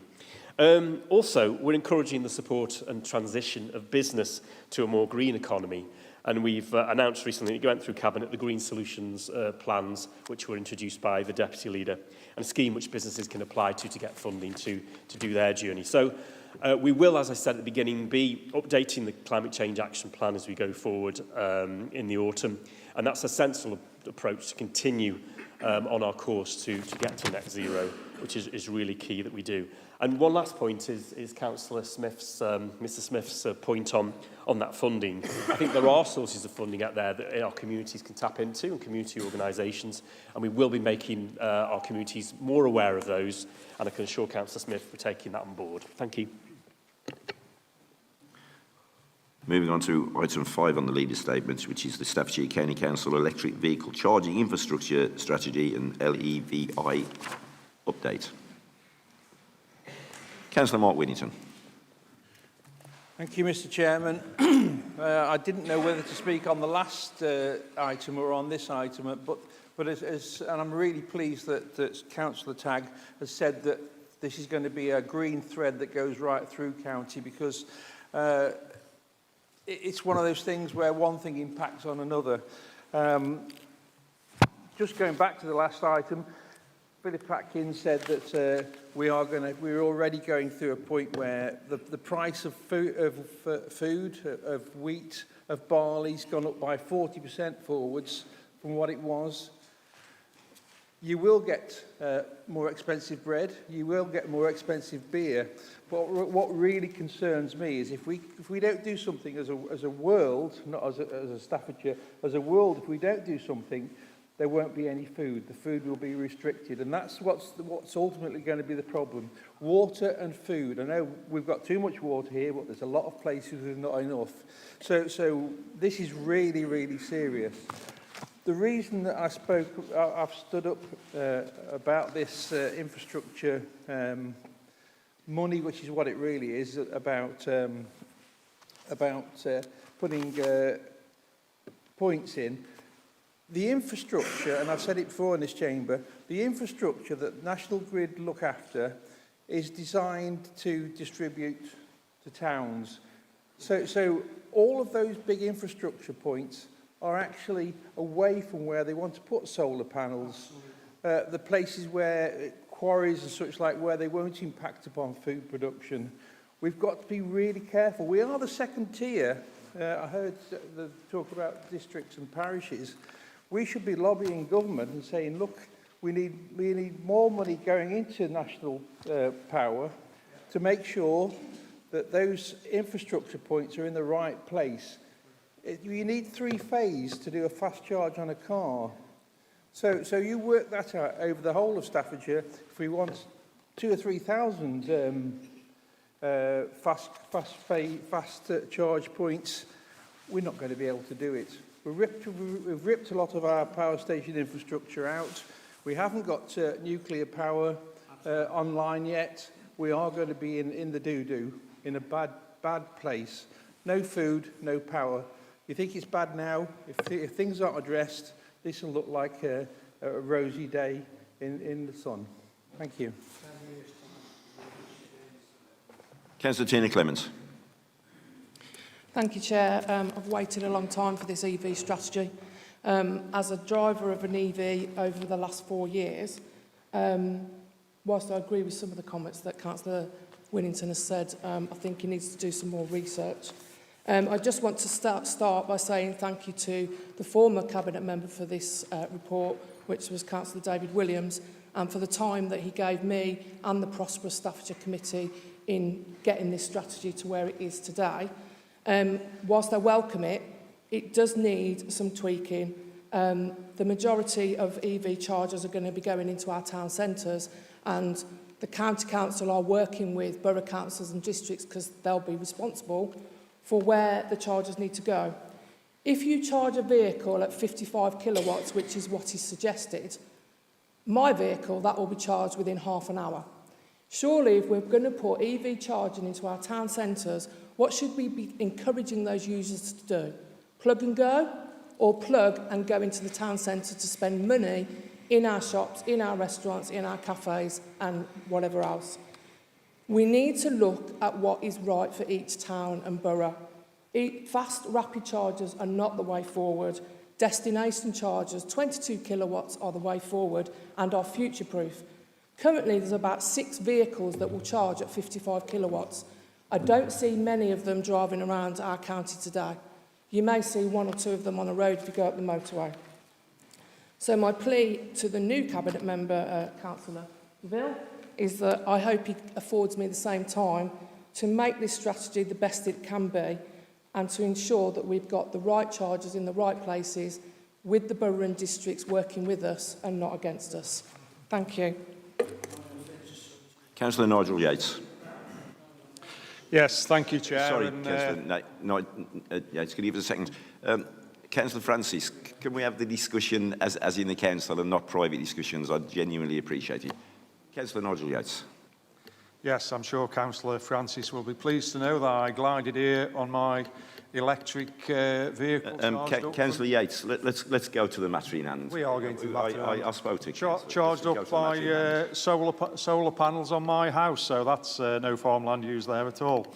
I do support the point about destination charges, and in the Staffordshire Moorlands, I'm pleased to report that we are imminently installing destination charges on our employee and visitor car parks, including leisure centres throughout the Moorlands, and the first 3 installations should be going in effectively any time now. Just looking at the Cabinet report and reading the Cabinet report, I'm interested to see that there's a large emphasis being directed towards residential streets, and there's an acknowledgement that there are limited space on some of the residential streets. So there is a call, an appreciation that it will require the use of build-outs, which will allow the space to be put in for the actual charges. Now, the build-outs have an issue with regard that you can't put a build-out outside everybody's individual house. So there will be displacement of cars which ordinarily park in one place, having to park a little bit further down the road, and that needs a degree of handling and a degree of communication, but obviously I support that. But the other thing which I appeal about, there's one thing about build-outs, is that they're often used for traffic calming as well, to cause a natural stop in a non-priority direction and allow traffic to pass and make our neighbourhood safer. So there is an absolutely fantastic opportunity for joined-up thinking about ensuring that those build-outs are prioritised in positions where traffic calming can be enhanced at the same time as the electric vehicle charging points can be implemented. So what I would like to say is that a little bit of thought and planning is done with the districts and with the individual ward divisional councillors, so that we can actually consider how best used to make multiple advantage of the bill points which will have to be put in the densely residential areas, and I think that is an opportunity which shouldn't be missed. One speaker before I bring in the Cabinet member, Councillor Davis-Smith. Thank you, Chairman. I looked at this report and I thought, I hope we don't feel that it's all about Jaguar Land Rover. It's about Staffordshire County. And I wanted to look again at a piece in the report which said, it's projected that this grant funding will unlock private sector investment of 10 to 15 million pounds for Staffordshire. The grant requires the delivery of both off and on-street charging infrastructure and a focus on on-street. Now, perhaps, Chairman, I might just mention to members the reality of what is involved in installing a major EV charging centre. Firstly, in my own division's case, to provide access onto the site, 2 bus stops on the site, there has had to be a facility to retain the great crested newts within the site and to put them back in the pond. The cost of the barrier, £100,000. Because we are looking, wherever we possibly can, at looking at brownfield sites, to recover a brownfield site and get rid of the problems in this particular case, where it was a council dump, will cost thousands and thousands and thousands. The developer is looking to put in a green land corridor which will incorporate 170 trees. That will screen the EV points. Ultimately, the site will attract 1,000 new jobs. But, Chairman, can you believe that the National Grid are saying they want £2 million to connect the development so that the provision can be provided for the EV sites? Chairman, I find this incredible that on one hand we're trying to say from the government's point of view, let's help developers to install EV charging points, and at the same time we're looking at £2 million to connect it. Chairman, the cost of bringing on small developments of this sort of, I say small, it's a £20 million development, but a relatively small development compared with Jaguar Land Rover, I doubt very, very much whether in 10 years' time there will be any small developers that will want to take on this, or even any small developers at all. Thank you, Chairman. Councillor Simon Tagg. Thank you, Chairman.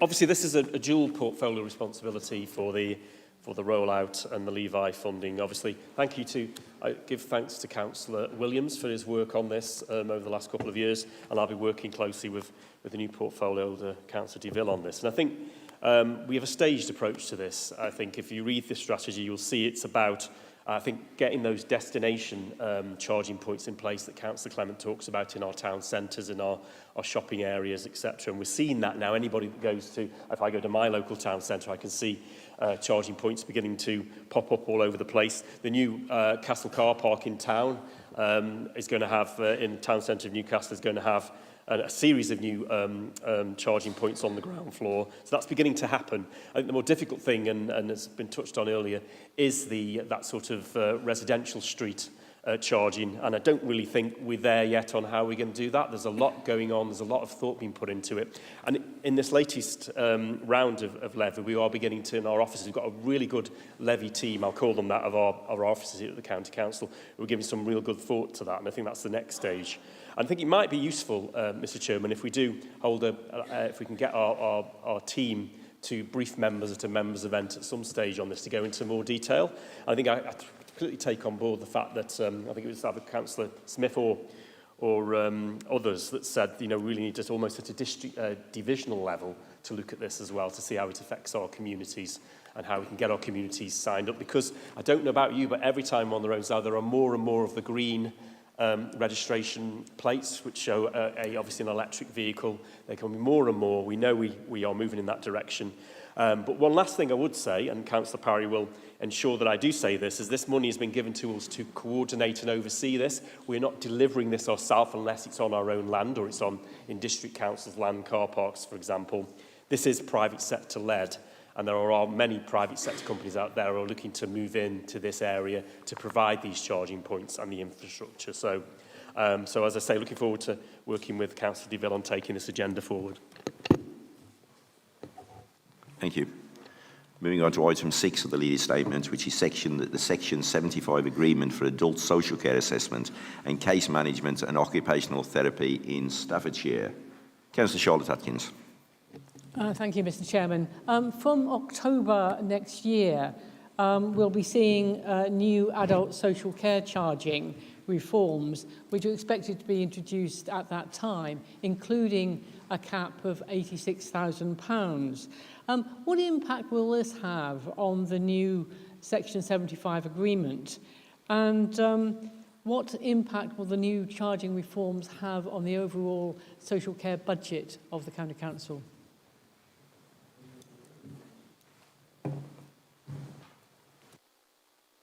Councillor Jeremy Pert.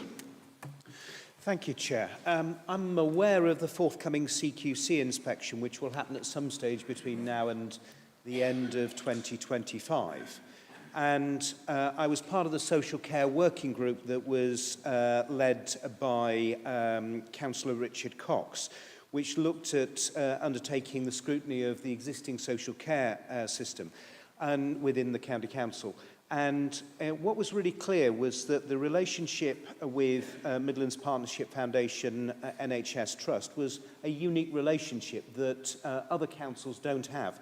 And whilst many talk about partnerships, and it's very difficult to really evidence strong, beneficial, system-wide partnerships, and I think this is one of them, and is to be really lauded, and certainly one of the outcomes from the social care working group was picking up the strength of that relationship, and we even have shared roles at a senior level across the County Council and the NHS Trust. So I think this is a real good demonstration of actions as well as good words. The final thing I'd just like to say is we also welcome the pre-decision scrutiny that was offered the scrutiny committee on that basis as well. Thank you. Councillor Mike Wilcox. Thank you, Chairman. And I know it's a couple of hours ago, but congratulations to you and to the Deputy on your appointments going forward. And I bring a bit of light relief to members that we're moving away from climate change and highways issues to something as equally important, which is health and well-being. Councillor Atkins makes the point about the charging reforms that are coming in next year. Yeah, absolutely. And we need to be ahead of the game to make sure that we can address those. We have, as Councillor Pert said, an absolutely brilliant relationship with MPF2, which I think we can build on as we go forward. We work really well with them. They've delivered the Section 75 agreement for us in the past to a really good standard. So it really is encouraging that we want to keep that relationship going. We know there are going to be challenges ahead. We know that numbers are going to increase. But we're really committed to working with MPFT to make sure that they can deliver within the budgets that have been allocated to that service. If it becomes the case that looks as though it's going to be struggling, then we will sit down with MPFT and work with them to ensure that our residents get the proper service that they require. So it's really important that we do that. Councillor Pert mentioned the relationship we have with MPFT, and since taking on this new role, I've certainly seen that at first-hand experience. I've been able to meet with the people in MPFT, as well as talking to some of the people on the front line who deliver those services for them. And I'm really full of admiration for what they do. So it really is a good partnership. This is a good piece of work. It's worked well, and I'm sure it will work well in the future, Chairman. Councillor Alan White. Thank you, Mr. Chairman. I was going to rise to talk briefly about the Section 75, but I was actually rising to check if Nigel Yates is okay. You've not spoken to this one? No? It's to support Councillor Pert's comments about MPFT, actually. They have been steadfast partners with us over many years now. The Chief Executive, Neil Carr, has been absolutely superb in role. And we transitioned from an arrangement where we had Stafford and Stoke-on-Trent Partnership Trust into MPFT. That occurred seamlessly. And to Councillor Atkins' points, as these changes take place, we've found ourselves with MPFT being able to adapt to the changes that come into the Section 75. They have been flexible, welcoming partners, and I'm sure that's the way it will continue in the future. Thank you. Moving on to item 7 on the leader statement, which is the provision of apprenticeship services 2024. Councillor Nigel Yates. Thank you, Chair. I wasn't going to speak on this one, but I now feel invited and empowered. So thank you, Leader. I'd hate to disappoint, but I want to bring this back to highways in some respects. The reason I say that, I mean, and also bring it back to the first point on the Leader's statement, which is the Staffordshire means back to business, because obviously the number of young people who are unemployed has increased slightly. And, you know, I think in some respects we should be looking at almost apprenticeship schools to aid. And the reason I bring it back to highways is that whilst the repairs were being done to a very high and professional standard on the pertinent roads on the streets of Biddulph North, I was speaking to the supervisor and the highway crew. I spoke to 5 people. The supervisor came from Derby. 2 of the chaps in the highway school came from Brigg. And then he qualified that very quickly to say it's near Scunthorpe. I happen to know that, but Brigg at Scunthorpe. The other 2, did they come from Biddulph? Did they come from Stoke-on-Trent? Did they come from Stafford? They came from Cardiff. So we brought a crew together, assembled a crew to do a fantastic job on a local road in North Staffordshire. And nobody is local. That money has been transferred out of the site. I've got no ill feelings towards the good folk of Derby, Scunthorpe or Cardiff. But surely there comes a point where we have to sort of look at why that labour is so transient. They're also being put up in a hotel at Stafford at £100 a night, I believe, so we're helping the local community in one respect. But surely we should be looking at how we're managing these teams and perhaps offering apprenticeships at those levels to improve the opportunities and improve the number of local procurement company operations which can act as subcontractors either directly to ourselves or directly to Amy. So it's a lack of it must be a lack of opportunity in the local marketplace, either on the contract basis, which Staffordshire County Council are directly in control of and responsible for, or actually with training within the locality, which our primary contractor Amy is responsible for, and we can put leverage on. But I was, as laudable as they were and as hard-working as they were, I was disappointed at the geographical spread, and there wasn't no local people working on local roads. Councillor Philip White. Thank you very much, Chairman. This is a good news story in terms of the county council setting an example for employers in Staffordshire. We all know that the apprenticeship levy isn't without its challenges. That's principally for smaller businesses because it covers training costs, it doesn't cover salary costs. We do an enormous amount of work in terms of promoting apprenticeships and helping our training providers, who are fantastic, by the way, our colleges and universities, delivering these training courses to make sure that they join up well. But in terms of this authority and what we do, we have a much higher percentage of our workforce than the average across Staffordshire who are being trained through apprenticeships. That is good news. A vast number of apprenticeship standards that we offer people within the authority, including within highways and other activities within the Economy, Infrastructure and Skills Directorate. We will continue to expand that and to encourage more of that to happen. The only point I'd make in terms of that tiny little sample on that road in Biddulph is bear in mind, we were discussing earlier our very low unemployment rate here in Staffordshire. There is real competition for employees in Staffordshire. We do actually employ a lot of people from Staffordshire fixing our roads. If you wanted to come over to Burton and talk to the crews working on our roads there, you'd find quite a lot of Burtonians, for example. So, and a lot of people from Cannock as well fixing roads in Burton at the moment, funnily enough. So, these little micro samples, just be careful of them. Our low unemployment rates in Staffordshire mean, yes, we are a net importer of employment in many areas. We always look to employ local people. We do a massive amount in terms of supporting, training, and upskilling, including for apprenticeships within our county and within the county council, and we will continue to increase and enhance that. Item 8 on the leader statement, which is Staffordshire's all-age carer strategy 2024 through to 2029. Councillor Markson. Thank you, Mr. Chairman, and good afternoon, and thank you, and well done on your election for another year, and the same for you, the Vice Chairman.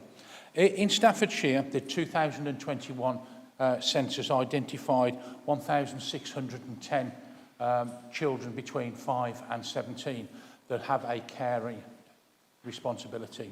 That means before going to school or after school or coming home in lunchtime and weekends that they take time to look after usually a relative, a sibling or a parent.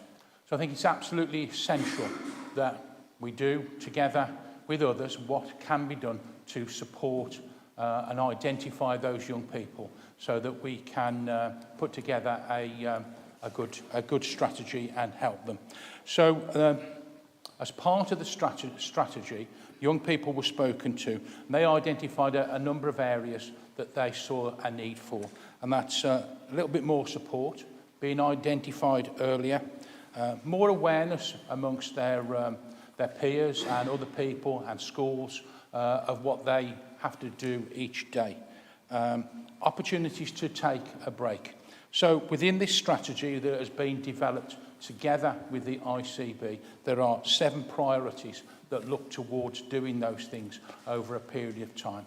So just simply, I would ask all members here to support where they can this strategy, embrace it, because young people, as well as adults, which I'm sure the Cabinet Member for Health and Care will speak about, deserve our support in able to, children in particular, while they're doing this, also lead a childhood. Thank you, Mr. Chairman. Councillor Charlotte Adkins. Thank you, Mr. Chairman. I'm pleased to see the strategy because unpaid carers do an amazing job. They save the state a staggering £162 billion a year, equivalent to a second NHS. Yet, in many cases, they receive very little recognition and support, and they can feel very isolated. That's particularly for young carers, but also for adult carers as well.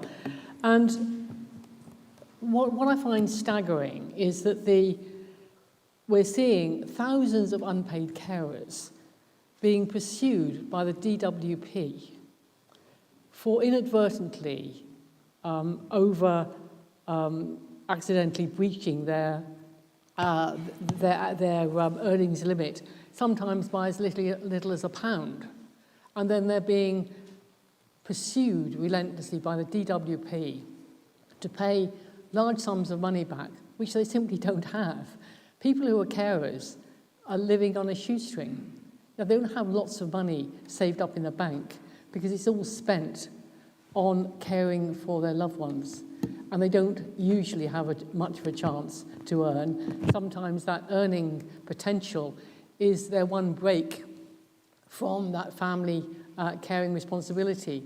And it seems to me that a government that pursues thousands, I mean, it is thousands of carers, because they've inadvertently breached that earnings limit, is an uncaring government, particularly given the tremendous debt of gratitude we give to carers, not just as individuals who know those families, but as a society. And I really hope that the government will think again about the way it treats carers, because it really is unacceptable.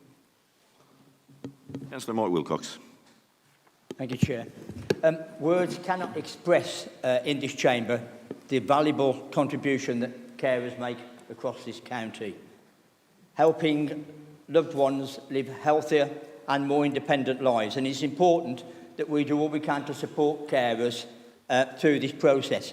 And what was particularly apparent in the surveys that have come back is the fact that carers just need that bit of extra help from us to be able to help them, whether that's in relation to respite, whether it's in relation to get additional help and support, whether it's to do with finance. We need to be there to support these people.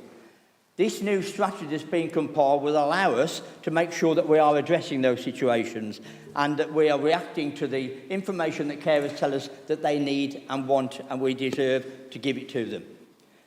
One important recommendation that came from Health and Care Review and Scrutiny Committee was to ensure that the strategy was circulated, in particular to head teachers via the Schools Forum. This is to make sure that anyone in the education arena understand about young carers and the valuable contribution they make, and that we do all we can to support these children to be children. That really is important. So we will make sure that the action plan that we put together, which we will work through with overview and scrutiny, addresses those issues, and that the strategy has some meaning, and the action plan will make sure that we're able to deliver that and take it forward. There's lots of areas within it, the strategy, that need to be developed as we move forward. Part of that, a new ICT platform that needs to come forward. These are really innovative things that will help in everything that we're trying to do for the carers. And just while I have your attention, members, to remind you of an event, an exciting afternoon event we had in this council on Tuesday, the 4th of June. You're going to be treated to a wonderful lunch to begin with. I think it's going to be a wonderful lunch to begin with. But then in the afternoon, more importantly, we're going to have some awareness training around the new carer strategy. We're also going to have a session on supporting living services. And then finally, we're going to have the CEO, Kendra Gray, who's going to come from the Burton Addiction Centre to talk to us about the fantastic work that they do. So please, put this date in your diary, Tuesday the 4th of June in the afternoon, for a really good session on helping you to help your electorate, to help those people you represent, to be able to signpost them, to assist in the work that we do with carers, to make sure that they are valued and that we give them all the help and support that they need. Thank you, Chair. Councillor Alan White. Thank you, Mr. Chairman. I would just like to say thank you to all the carers across Staffordshire for all the work that they do. So many of them unpaid. There's probably quite a few carers in this room, actually, if you think about it, looking after grandchildren while parents are out at work, helping with elderly relatives. And I think I've got the T-shirt for that one. But, you know, a lot of people in this chamber helping out and thousands of people across the county of Staffordshire. So thank you for everything that you do. The government has recognised the work of carers through the Care Act in 2014. It's 10 years old now, so we sometimes forget that the Care Act actually exists, and some of the work that we're doing now flows from the requirements set out in the Care Act. I think at the time we estimated that unpaid carers put in £1.6 billion worth of care into the county of Staffordshire as part of their day-to-day lives, and that's a tremendous effort. We have set up the Dignity in Care Awards, and each year it's absolutely wonderful for the portfolio holder for health and care to go along to those Dignity in Care Awards and say thank you in a formal sense to those people who give of themselves to others with very little recognition, actually, other than the joy of knowing that they can care for somebody and make their lives just a little bit better. Mr. Chairman. Moving on to item 9 on the leader statement, which is the extension of the dynamic purchasing system agreement for the supply of residential and nursing care home placements. I have no speakers, so I'm going straight to the Cabinet Member. Councillor Mike Wilcox. Thank you, Chair. I'll be brief. Making sure that timely access to care home placement for people who can no longer live independently is really important to ensure that those most vulnerable in our society are supported. The DPS is used for both individual placements and block book beds. We are developing a new care home commissioning plan. So we've asked Cabinet to extend the arrangements from March 24, when this was due to expire, to September 24. That will give us time to put together, hopefully, a new care home commissioning plan with guiding principles that will be to make sure that we improve the quality of care homes in Staffordshire and timely access to care home placements when required, and to ensure a fair cost for care home placements that ensures the sustainability for the market, value for money for taxpayers and a balanced budget. Cabinet agreed to extend this until September 25, and we will be bringing back to this Council a new arrangement when we have that put in place to bring forward. Thank you, Chair. Item 10 on the leader statement, the Joint Enterprise Delivery Committee. Again, I have no speakers, so I'm going to move on quite quickly to item 11 on the leader statement, which is the Integrated Performance Report, Q4 2023/24. Councillor Paul Snape. Thank you, Chairman. We're now at item 11. In the previous item, we've spoken about social care, highways, climate change, apprenticeships, schools, a lot of things. But to me, this is the most important item on the agenda. Without a balanced budget that has been put through by Councillor Ian Parry, the Cabinet, with the assistance of Rob Salmon, we wouldn't be able to talk about any of those things because we'd have no money left to do it. So we've now got a 5-year balanced budget. Our residents can sleep tight in their beds, knowing that if the next election they vote Conservative, they will continue with a balanced budget for the rest of that period. People may remember when we came into power all those years ago, that in the preceding years there had been a double-digit tax increase for 4 years. I think it was something like 40%. The council tax had gone up. We have kept it to a minimum, yet we've done a balanced budget. We have to change things. People had to leave the authority. But running a council is one of the most difficult things, as our leader and our financial leader knows what it's all about. So all I can really say is thank you on behalf of the residents of Cannock Chase for giving them a balanced budget, letting them have the roads done, the schools done, everything. So thank you very much, Cabinet, Leader and Rob Salmon. Councillor Samantha Thompson. Thank you, good afternoon, and congratulations to both of you. I would just like to ask, the MTFS has been balanced for the next 4 years. However, we have a predicted overspend of 4 million. I'm just wondering how we're going to be dealing with that and what plans we have in place for it, please. I have no further speakers, so I'm going to bring in Councillor Ian Parry.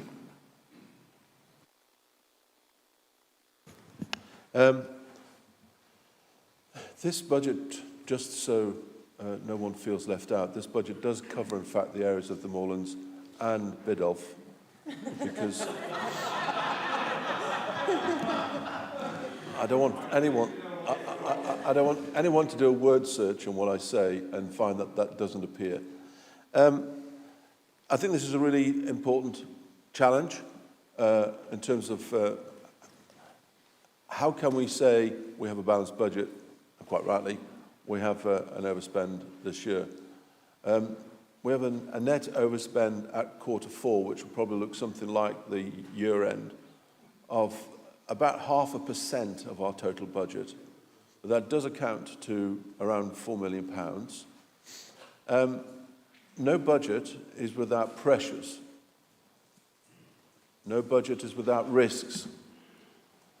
It's understanding and ameliorating those risks and dealing with those pressures, which is at the heart of what we try to do. So over that 4-year period, there are going to be some risks, there are going to be some things that we need to address. Already this year, for example, 6 million out of £11 million worth of projected savings have been achieved. That's good going. That's good going based on all the pressures that we've got. But the MTFS is a plan. It's just a plan. We've got to deliver on that plan, and that means rigour, that means control, that means good stewardship, that means good strategic thinking and delivery. And I think we're on with that. I think our historical record shows that we can do that, and we will continue to do that. The reasons why we've got a £4 million overspend is because we understand the pressure that we're under with the area of children's services and SEND in the county.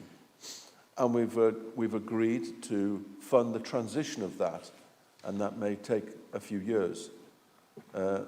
But we're seeing signs that the strategy, which has been robustly challenged repeatedly by the Cabinet, is one that we have confidence in, and that we're willing, therefore, to underwrite, in a sense, whilst that transition takes place.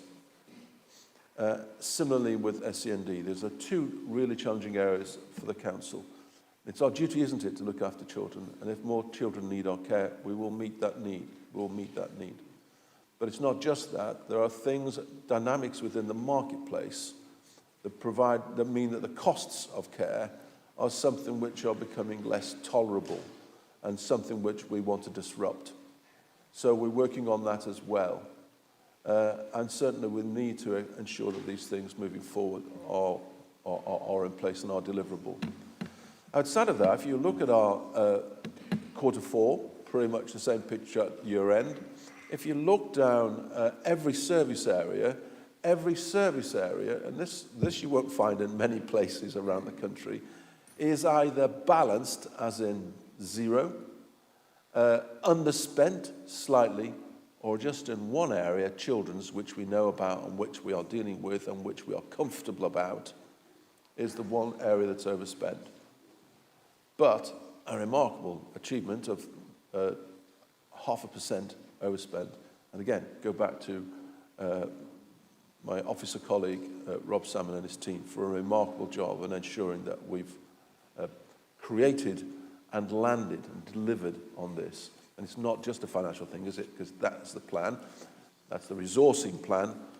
The delivery plan, which is what this item refers to, the integrated performance plan, is something which is being delivered by the officer corps of this organisation, which is doing a remarkable job, challenged, supported, and overseen by a remarkably efficient Cabinet, although I say it myself.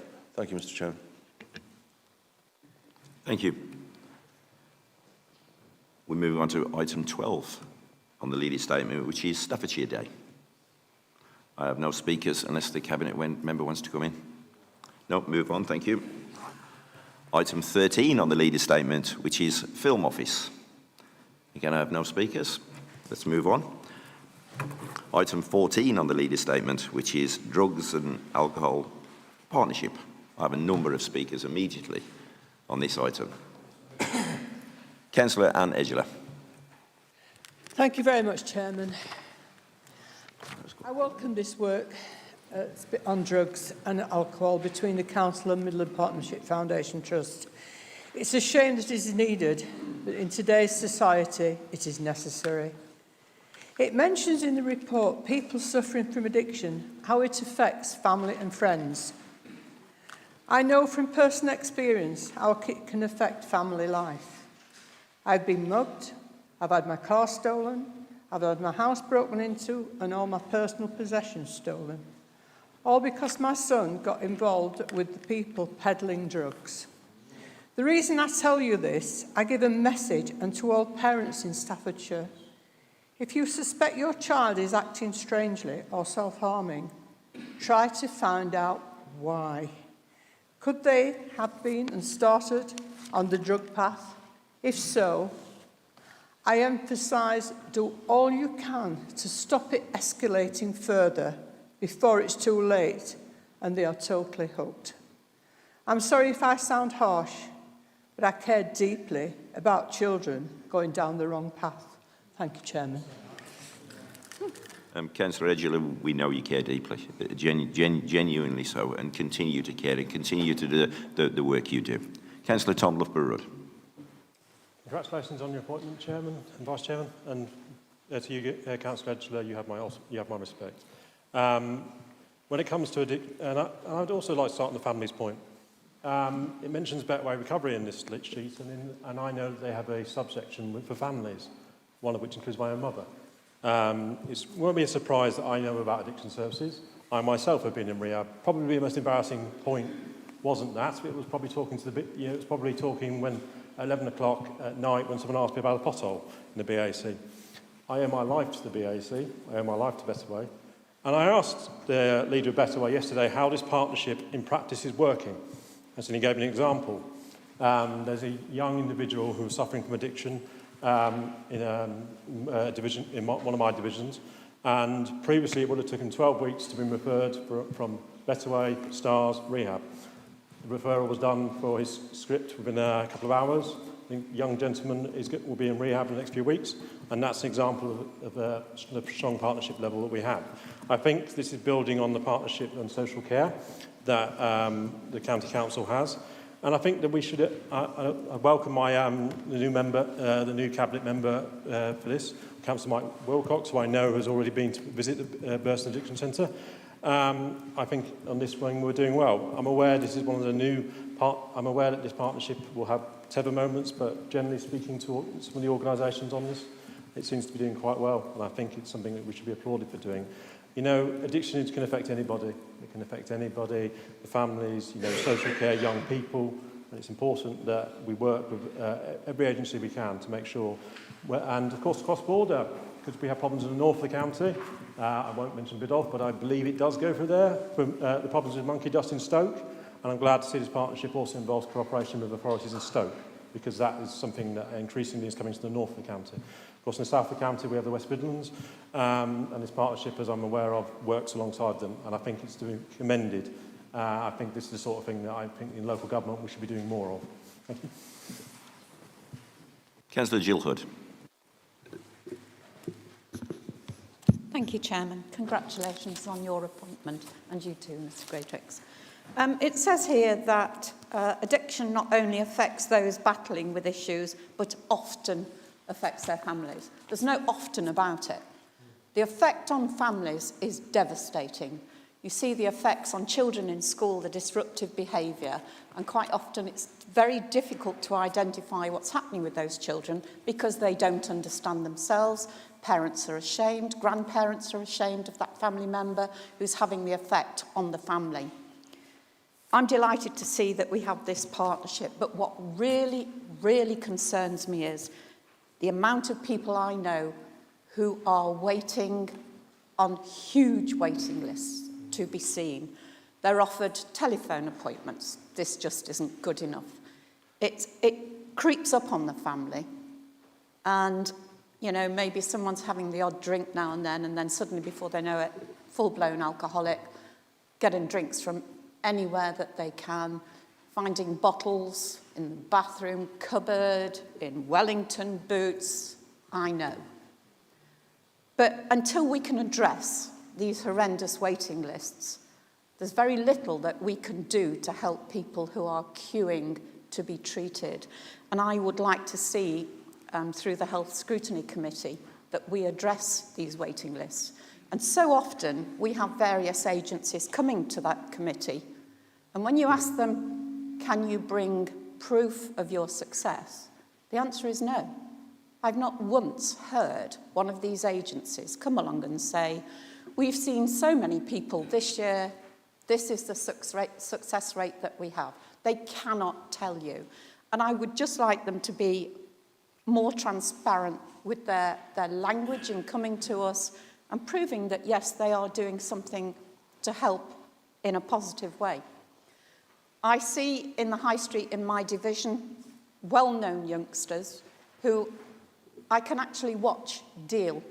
I've watched 2 deals by the same young man in exactly the same position because he knows he's standing directly underneath the CCTV and the CCTV cannot pick him up. He's very clever. And would you believe that I actually saw him do the last deal on February the 12th, and he used a card machine to sell his drugs? You know, how efficient are these guys getting? But as I say, I would just like to ask, Chairman, that we ask these agencies, what are your success rates? How are your waiting lists going down? Because believe me, everyone I know who is dealing with addiction, alcohol, drug abuse, whatever the addiction is, they are having to wait great lengths of time. And in that time, the deterioration on the family and on the actual addict themselves is horrendous. Thank you, Chairman. Councillor Richie Cox. Thank you, Chairman. It's very difficult to follow your thoughts when you hear the testimonies of Anne Edgeler and even Tom Loughborough-Rudd and examples quoted. Drugs and alcohol is a very, very difficult situation. That today's society, in the demands that we all live, some people manage it, other people just don't. And we have to wrap our arms around them and to ensure that we are there for them and do what we can to assist them in their rehabilitation. And I welcome in terms of the report and the work that's going to be done here. And I also particularly note, and I know that Tom knows them well, he's been there, Better Way Recovery. I've seen them, I go and see them on a regular basis because they're in Lichfield. I know they work in Tamworth. And you listen, and it's about listening, by the way, and it isn't about you doing the talking. It's listening to them and understanding what's going to be needed to help them. So anything we can do is so important. And then obviously to address the families that are also affected. You know, we're not just talking about the individuals. It is the big picture. So it's real. It's real because people within this chamber are experienced loved ones and etc. So it's not a fallacy. It's not a fairy tale. It's absolutely reality. And as a council, I absolutely welcome this report. We must do as much as we possibly can. And I'm sure through the scrutiny process, and I see that Councillor Pertus is signaling to speak, but I'm sure, as Vice Chairman of that, I'm sure we're going to be looking where we can do and to see how we can help in that process as well. Thank you, Chair. Councillor Deddy Cookfield.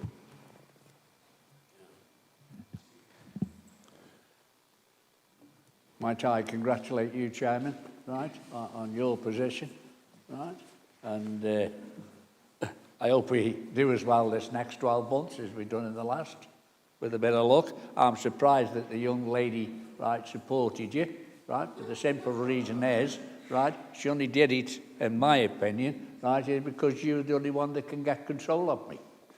Yeah, so what more can you say, Chairman? Right, but getting down to the seriousness of what we're talking about at this moment. I believe that prevention is better than cure. So if there's any way we can work around this to prevent these young people, because that's how it starts.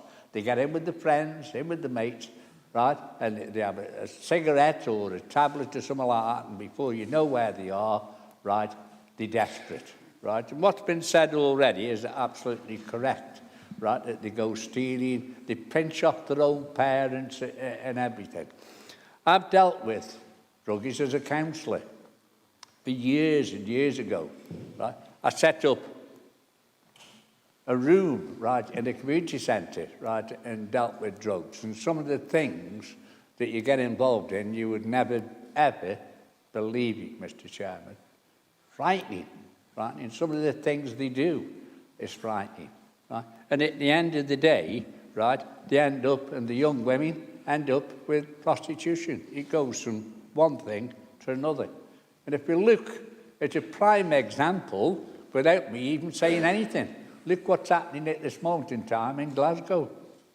They're in a terrible state up there of what's going on at this moment in time. And that's what worries you, right? Because you don't want it to happen in Staffordshire, right? Because we've got to prevent it some way or another. And that's why I'm saying prevention is better than cure. And if we can do something, right, to prevent these young ones, right, taking that pill, taking that cigarette or whatever, right, I think then you can turn around and say that Staffordshire County Council has done a fantastic job, because that would be, right, leading the rest of the country. Because that's what I believe in. Because these people, right, it's like a disease and they can't help it. They can't help themselves at all because they've been hooked. And when you're hooked on something like that, it takes a lot to get over. I used to smoke 60 cigarettes a day. A lot of cigarettes, isn't it? As a union man, right, and I'll say it, right, the first thing you did when you went into the meeting is the fags out, right, and the cigarettes. And you got addicted to them. Automatically, when you get up in the morning, you have a cigarette. And you're addicted. And that's what happens, right? And the same thing with drugs, right? They get addicted to, right? Before they know where they are, they've got a serious problem. Can I just say, Mr. Chairman, thank you very much once again for letting me speak. Thank you very much. Councillor Jeremy Pert. Thank you, Chair. I just want to pay testament to the previous speakers and the quality of this debate. We're in Mental Health Awareness Week this week, and it would seem amiss if I didn't just link the complexity of people's characters, because often, you know, particularly post-COVID, people have many more complexities, many more issues that go on in their lives, drugs, alcohol, mental health issues, and whilst I think this is a really good partnership, I would like to see this go further and to see that there are wider partners involved, particularly our housing colleagues from across the districts and boroughs.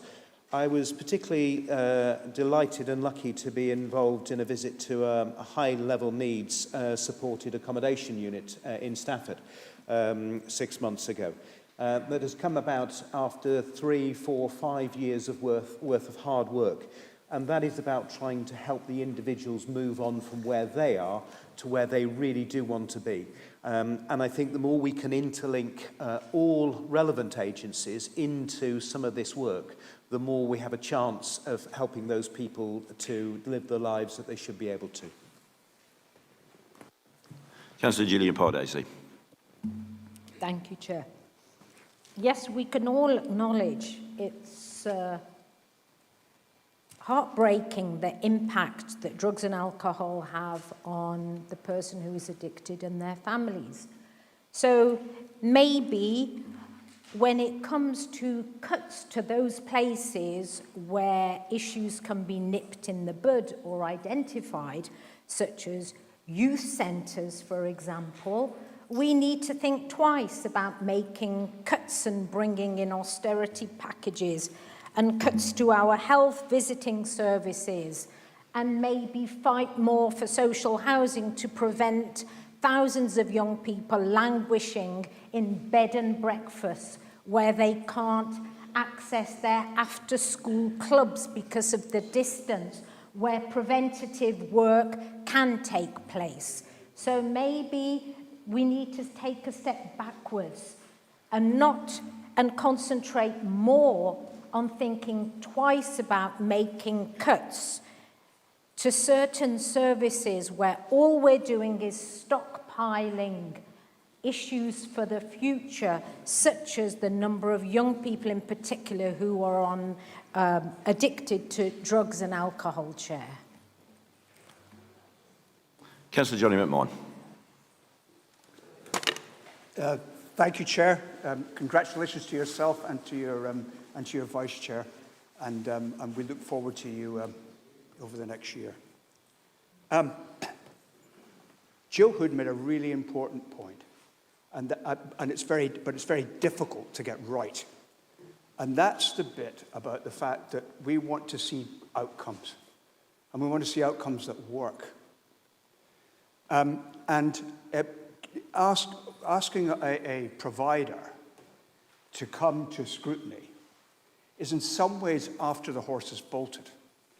It's all very good and right that the providers do come to scrutiny, but really, the story starts in the contract. And we have to get the contract right. I'm minded of Ellen Langer, who's professor of social psychology at Harvard, who quotes, and this is to do with addiction, who quotes, she's very keen on context, that context is everything for her.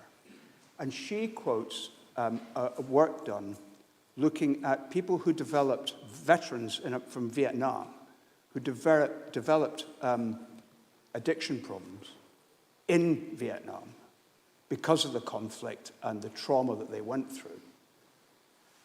And comparing them, or contrasting them rather, with those who developed these problems whilst in the United States and having nothing to do with the military.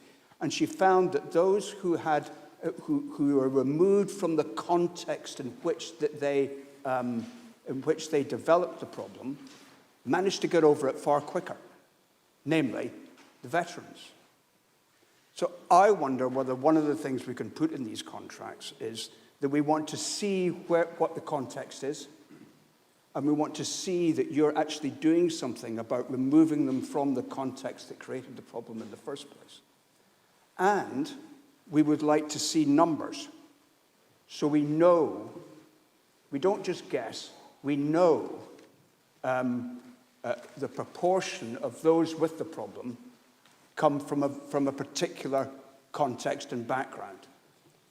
We talk about meeting up with their mates. I expect a lot of it is just loneliness, which leads me to another point. And this is something we can all do to help these people. I wander up once a week to these allotments in Chadsmore and dig the odd potato and stuff like that. And they're community allotments, and people come from all walks of life, and those who have particular problems are encouraged. The difference that actually meeting people, those who are isolated, the difference these people have in just meeting ordinary people once or twice a week is simply enormous. So these are the sort of things that I think from a contractual point of view we can look at, and with the support of scrutiny, and then the whole business of challenging these providers is that bit more. We can hold them to the fire a bit better, shall we say? Thank you. Councillor Paul Northcote. Thank you, Mr. Chairman, and late to the party, but nonetheless still important. Congratulations to yourself and the Deputy Mayor for your reappointment for the municipal year. I wasn't going to speak on this item. I was going to leave it to my colleague who will probably chip in a bit. I've heard with interest the testimonies that people have offered in this chamber today. And whilst it's absolutely sad, and a sad indictment of where we are as a society today, we have to be realistic about what we can achieve. The trouble with drugs and alcohol sufferers is they lead such chaotic lives and often disintegrate their lifestyles as a result of their addiction. We're facing drug dealers with new business models that have adapted to the scenario of modern technology. You've mentioned this morning, the council mentioned the card machines. It's so easy to get drugs now. This particular report, bringing it back to the council's responsibility, is a partnership with the MPFT to address those that want to do something about their addiction. Now, I say that not with a heavy heart. It's good to be applauded that they've taken that decision to come to an organisation to face their drug addiction spot on. The complex issues of drug addiction is not everybody on their journey is ready for intervention. They have to take some responsibility and be supported to come to that decision. I accept we need more of these sort of things county-wide and indeed nationally. But we have to be realistic. This is a good news story that we're developing with the MPFT, particularly those with dual diagnoses and neurodiverse backgrounds, where they've got mental health issues which coincide with drug addiction issues. Meeting that battle is a halfway to breaking that cycle of addiction so they can produce fruitful and productive lives, as we've heard from one councillor this morning. It is possible. But we can't expect these services to be an all-encompassing catch-all for every single aspect and facet of drug addiction. It's far too complex. It needs to be thought out properly with all the agencies and partnerships involved with this, not just the MPFT and NHS. But we have to look at this holistically, that we need to pick off first those that want to break that cycle of addiction, and that's the key here. Those that want to continue their addiction, it's pointless throwing resources at them because at the moment things are so stretched in terms of resources, you're not going to achieve that sort of outcome. And people have placed a big emphasis this morning, I've heard, on numbers, Mr. Chairman. Having a complex drug addiction issue, depending where they are on their journey through life, to get that accurate assessment about what is the quality output there is very difficult. And if you spoke to any of the addiction centres, it's very difficult to quantify that actual success rate because we don't know, it's a total unknown of everybody who's on their journey of drug addiction, where they're at. It only becomes a problem when their lives become so dysfunctional that other services have to get engaged. Many people exist in jobs, high-profile jobs, responsible jobs with drug addiction. It happens. But unless people look at this sensibly, it's going to go on. And we've got to pick off the things, particularly those that want to give up drugs first and foremost. And that's what the good news story about this partnership is, Mr. Chairman, that the robustness of the MPFT and their wide presence in the county and beyond, particularly with mental health support, was going to be a big factor in helping to deliver this. And that's a really good news for Staffordshire. And I'll let my colleague talk about the Burton Addiction Centre that we both visited recently, and to hear the stories from people from different backgrounds, from city traders, even people that are involved with police forces, etc., from different backgrounds. It doesn't matter. Drugs isn't indiscriminate. It picks on anybody that drug dealers tend to target. And I heard Councillor Pardesi saying about youth clubs, but I'm sorry, I have to challenge that, because youth clubs aren't always the solution, because they can actually cause problems, because dealers home in on those sort of areas and know that's a good source to meet young people to distribute their product. So I urge councillors to think of this holistically and not just pin everything as a catch-all for this, because this is absolutely a good news story. Thank you, Mr. Chairman. Councillor Mark Sutton. Yeah, thank you, Mr. Chairman, and I will be brief. Many people around the chamber have spoken about the use of drugs, and I think it's highlighted, or they have highlighted, the use of illegal drugs. And I just wanted to point out that a lot of drug addiction is around prescription drugs, vastly around the country, and and around the world. So I just wanted to ask the Cabinet member going forward, just to ensure in what we commission together with different parts of the health service also takes into account that. And it's not all about illegal drugs and alcohol. It is also about prescription drugs, and in particular painkillers. Thank you, Mr. Chairman. Councillor Mike Wilcox.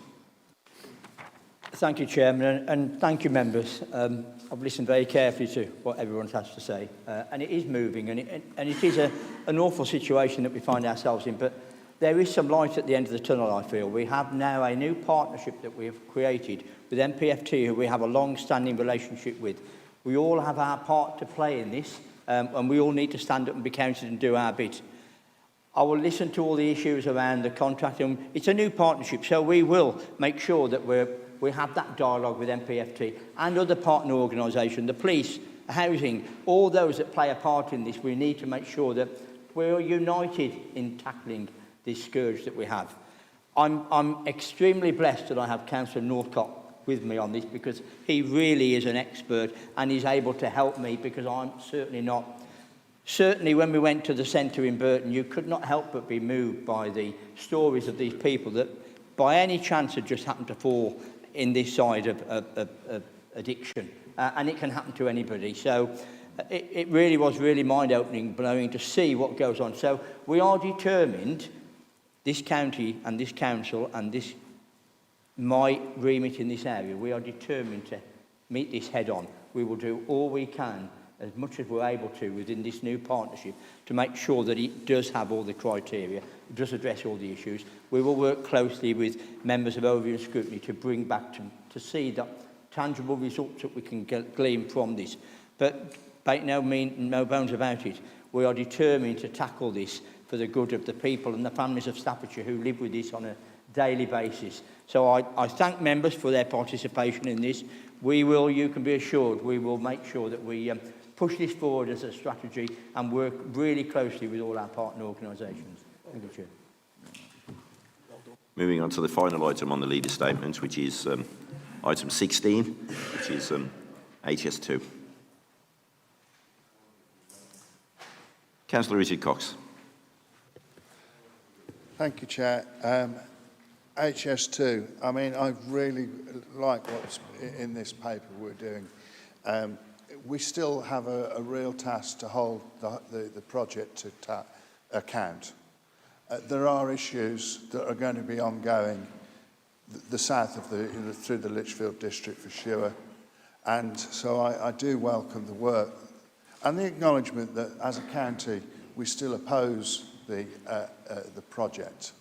And making a clear message to those combined service authorities, their mayors, that talk to the county council at Staffordshire, because your aims affects not only our county in terms of construction, but my goodness, we've just had a long debate on in terms that could be linked to mental health. Those that are affected by, seriously affected by loss of property, land, etc., with a promise that you get your land back, but we don't know when, etc., etc. All of those issues are putting massive strains still on individuals and human beings. So it's not just about building a damn railway. It is about people and how it affects those people. So I really do thank the fact that we are championing that point, that we're still wanting to be talking and get the best for our residents, because it is extremely important. And there's a lot more work to be done. I think don't think it's just disappeared. There's so much work and there's so much disruption in our district. So I do thank the Cabinet members and the Council for bringing this forward. It is so important. Thank you, Chair. Councillor Nigel Yates. Yes, thank you, Chair. As we're very much aware in Staffordshire, in October 2023, the Prime Minister announced the scrapping of the HS2 leg north of Birmingham, and that the £36 billion previously allocated for the high-speed rail would be released. This money is to be reinvested in alternative rail, road and bus schemes across the North and Midlands under the banner of Network North. Perhaps the most significant takeaways from the government's plan are that all the money released from HS2 has been retained in the transport budget, rather than clawed back by the Treasury, and that more or less the money has already been allocated to either specific projects or budget lines. The sums involved are very considerable indeed. The projects announced are broadly the sorts of investment in local road, rail and bus services that we have certainly lobbied for over a number of years. We note that while the money has been allocated, not all of it has been ring-fenced to specific projects, and therefore a considerable amount is still likely to be up for grabs at the local level. Does the county have a list of allocated projects using these HS2 funds? A list of additional yet unallocated projects, which we could call a wish list? And does either of these categories include the reopening of the Stoke to Leek line? Councillor David Smith. Thank you, Chairman. Chairman, we do as local members get fairly regular briefings from the HS2 team, and those are really quite comprehensive. I suppose our frustration is that it takes so much time for the plans that they're bringing forward to actually be seen on the ground. And I have to say, through my division, that I've got a great scar which looks like there's been a great cleaver from above swiped across it. My pressures to HS2 is, what are they going to do about restoring the sides to the rail track? I'm assured that they are looking to do that at the earliest possible stage, but at this moment we still have an appalling scar where we still have bridges which are going in, and we are feeling the effect of HS2, perhaps really before you, Richard, are going to have what's coming to hit you. So HS2 is still very, very much with us, and that's something that concerns me as far as our local residents are concerned. When we look at rail benefits, I was very interested to have an email from Sir Michael Fabricant, who tells me that he's had a meeting with the rail operators and that we have got a planned hourly fast service from Lichtoil Trent Valley through into Euston. And that will be a massive benefit alongside the slow service that we have as well. So it's not all bad news, but it's going to be a long time coming. Thank you, Chairman. Councillor John Francis. Thank you, Chairman. Well, HS2, it's an anathema, isn't it? It was ill-conceived in the first place by Gordon Brown and his mob. That's number one. Number two is the project has overrun, where it was going to be £34 billion, it went to £50 billion, it went to £70 billion, and now we're talking about, to finish it off all the way, will be at least £120 billion. That's why it's been cancelled, only allowed up to Birmingham. The issue here is, and as my colleagues have already alluded to, the impact on people in the areas where this thing was going to go. And it's horrendous. There's dozens and dozens of empty houses and farmhouses and land that's not been allocated for this project. Ingerstreet, which is a small village hamlet in my division, is right next to one of the best golf courses in Staffordshire. HS2 built them a new golf course across the road, in the fields across the road. So they've now got 2 golf courses they've got to try and fund. It's just ridiculous. And the thing about HS2, as David's alluded to, yes, we've had briefings and all the rest of it, but we've never seen the same people twice. HS2 can do what they want, where they want, with what they want, because you can't get hold of the people that matter. And it's an absolute disgrace. And this will be a complete mess for years to come, And one of my farmers was on the television the other day. He got the HS2 was going right through the middle of all his barns, so he sold them up. he wants to buy back the land, but he doesn't want the barns now, so the barns are empty. So there's all these things going on which prove that basically, as far as I'm concerned, the government creating HS2 Limited as a private company to develop this blooming thing has dropped a right one, because what happens is they're acting as an autonomous unit, which they are, and doing what they want, when they want, with what they want. And it's not on. Thank you, Chairman. Councillor Paul Northcote. Thank you, Mr. Chairman. I'll keep this fairly brief because councillors have already probably duplicated what I wanted to say.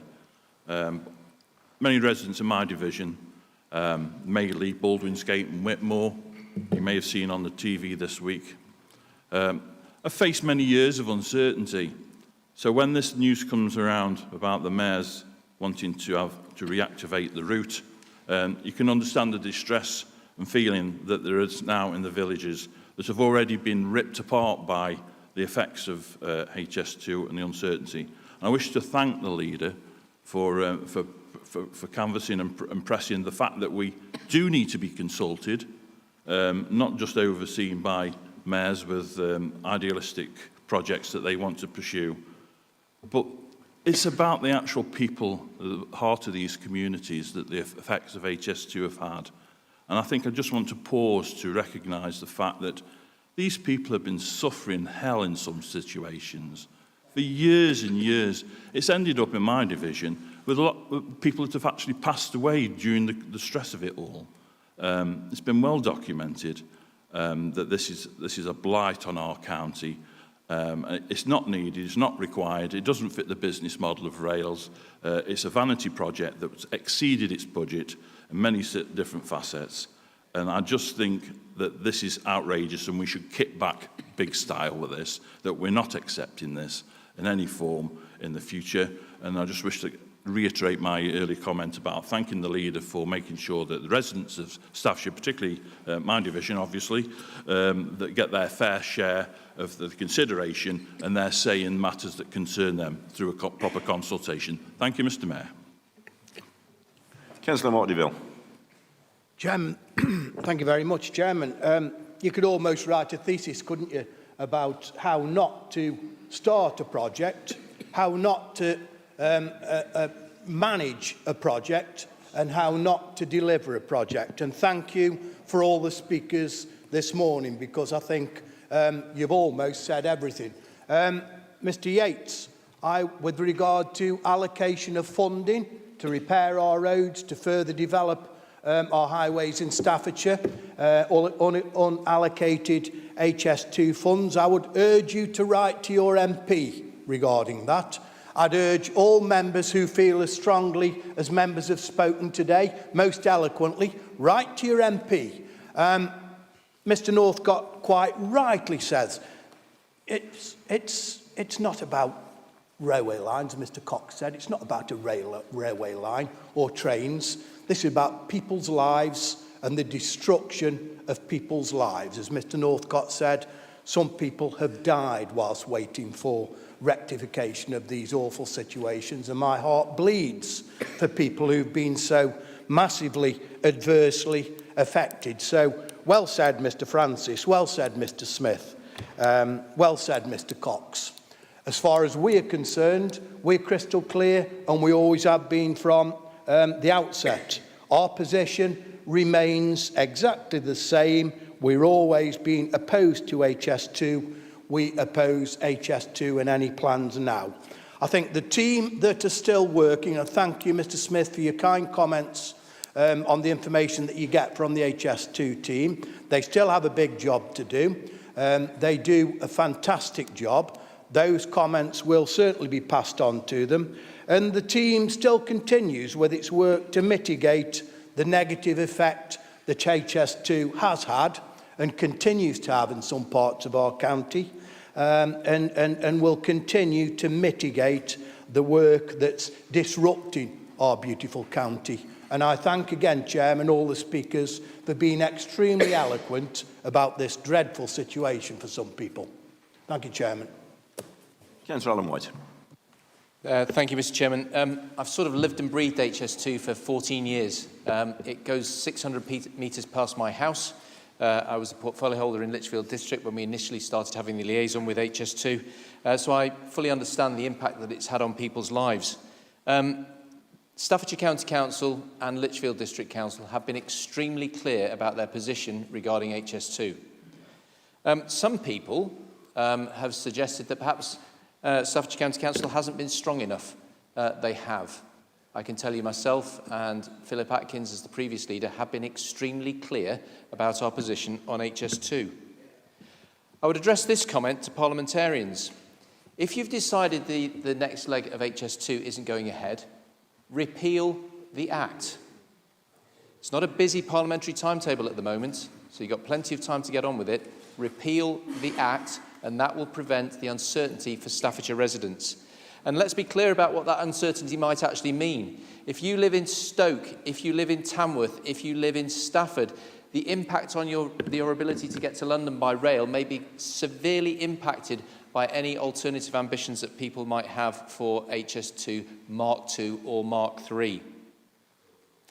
The allocations that Councillor Yates refers to from the Network North money, they are vast sums of money. I seem to recall somewhere around £250 million for Staffordshire. Shall I tell you how much we've received so far? 3.1 million.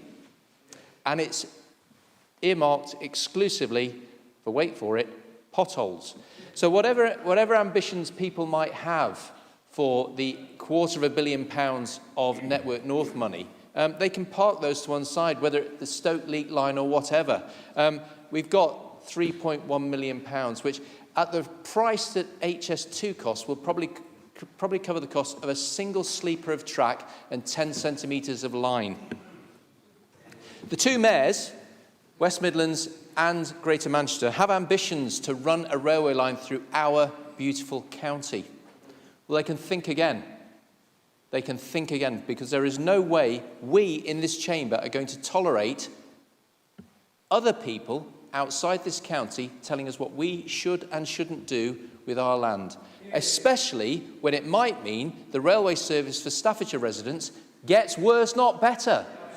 So we will not tolerate it. We have adopted a strong position. Our strong position remains. I would ask members of Parliament, get the Act repealed, remove the uncertainty for Staffordshire residents, and let's move on.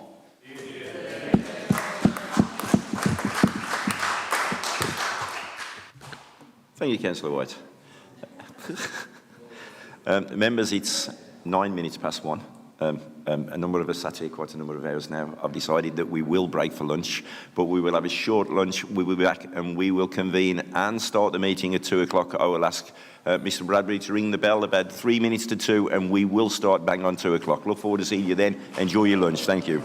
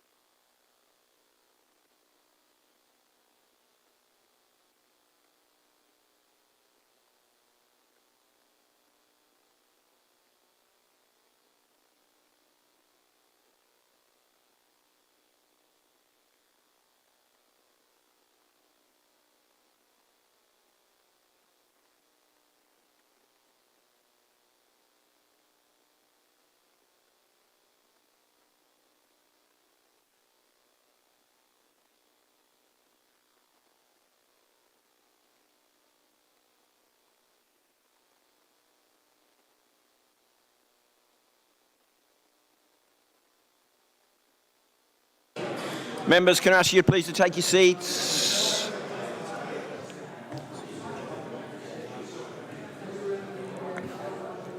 Thank you. We'll sort it after. Have a look in your official diary. Members, can you please take your seats?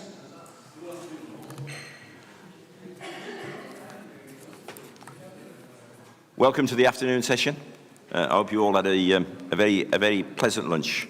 We'll continue with the agenda, which is item 8, which is the changes to the Constitution requiring approval from the County Council. Councillor Samantha Thompson, will you move consideration of the report, please? Mr Chairman, I move the consideration of this report. I have no speakers on this. I take it the report is approved. Yeah. Item 8, which is the Members' Allowance Scheme for the Independent Remuneration Panel.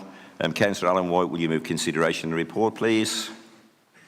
Thank you, Mr Chairman. I move consideration of the report, and I'm delighted to notice that it's not just me that's lost all my friends during the lunch, it's also the leader of the Labour group. I don't know what aftershave it is I'm wearing this morning, but it's clearly not popular. But I move consideration of the report. Thank you. Councillor Samantha Thompson, will you second the report, please? I second the report. Thank you. I have one speaker, Councillor Nigel Yates. Yes, just a point of information. There is an annual meeting at Burton. Stand up. Sorry. There's an annual meeting at Stafford District Council this afternoon. It starts at 2 o'clock. It has been moved and seconded that the recommendation contained in the report be approved. Is that agreed? Item 10, the annual report from the Audit and Standards Committee, 23-24. Councillor Worthington, will you move consideration of the report, please?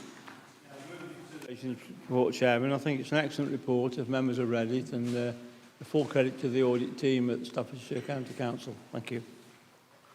I have no speakers. I move that the report be received. Is that agreed? Aye. Thank you. Item 11, which is committee membership. Councillor White, can you please move the nomination for the group leaders for the appointment of the members' committees? Thank you, Mr Chairman. I move the nominations of the group leaders for the appointment to members of the committee and look to one of my cabinet colleagues to second. Councillor Sutton, will you second, please? Second, please. Can that matter? I have no speakers. I move that the proposals be noted. Is that agreed? Thank you. Item 12, appointment of chairman and vice chairman of committees and panels. Councillor Alan White, can you please move your nominations for the appointment of the chairman and vice chairman of the committees and panels? I move the nomination for the appointment of chairman and vice chairman of committees and panels, Mr Chairman. Councillor Samantha Thompson, will you second, please? Thank you. I have no speakers. Is that agreed? Thank you. Item 13, appointment of members to outside bodies. Councillor White, can you please move your nominations for the appointment of members to outside bodies? Thank you, Mr Chairman. I move the nominations for the appointment of members to outside bodies. But before I move on, can I just thank members for the hard work they do in the outside bodies? That outreach that we have to a whole multitude of organisations is vital. It's important that we continue to be represented, that you represent the County Council's interests at those bodies. So I'd just like to take this moment just to thank councillors for the hard work that they do on those committees. Councillor Samantha Thompson, will you second, please? Thank you, Mr Chair. Yes, I'll second that. Is that agreed? I have no speakers. Thank you. Well, we 5 minutes. We've done so many items. Item 14, which is questions under Standing Order 8. We all know the rules, but I'm going to repeat them anyway. The 5 questions and answers have been circulated to members and published on our website. In accordance with the usual procedure, the questions and answers will be taken as read. I will allow each questioner 5 minutes in which to ask a supplementary question and to receive an answer. As you're all aware, members, no debate is allowed on the questions. Councillor Charlotte Atkins to Councillor Divville. My supplementary is what criteria is used on the allocation of the Pothole Pro to different divisions? And given that you said earlier that you want to involve local members, do local members have any input into the allocation of the machine to their divisions? I thank, Chairman, I thank Councillor Atkins for her question. Right, the criteria. Firstly, the JCB Pothole Pro is working very, very efficiently and very productively. Criteria really is around, it works, it's at its best and most productive when it has a large area to work on. So it has predominantly been working on areas pre-patching, so areas that have been repaired prior to surface dressing. So we're looking at that as a key area to getting maximum productivity out of the JCB Pothole Pro. However, we will also be looking at using the machine on general defect repairs. You know, we've got a large stack of defects that we want to bring down, so why wouldn't we use both the Pothole Pro and the Velocity Patcher on reducing those numbers massively? You know, in a short space of time, they give our residents great satisfaction that they can see a large swathe of roads with defects is repaired. So we're working at the moment. I'm absolutely adamant that the machine moves all around the county. And I think you'll see in recent weeks that it has moved in different divisions. I think it's up in Biddulph at the moment. We will then work very, very closely with all local members, A, to tell them where the machine is and what it's doing, and B, importantly, you know, to get some good communications out. It's a Staffordshire-built machine working in Staffordshire, and we'd want local members to get some good comms around the machine working in their areas. So our comms team will be working very closely with all members on future locations of the Pothole Pro. So A, we need to make sure that it's working in the best area to give maximum productivity, and then B, let the local member know exactly where it will be working and when. So the local member can go, talk to the crew, see the machine in action, and get some good communications as well. Question 2, Councillor Yates to Councillor Tagg. Councillor Yates, do you have a supplementary question?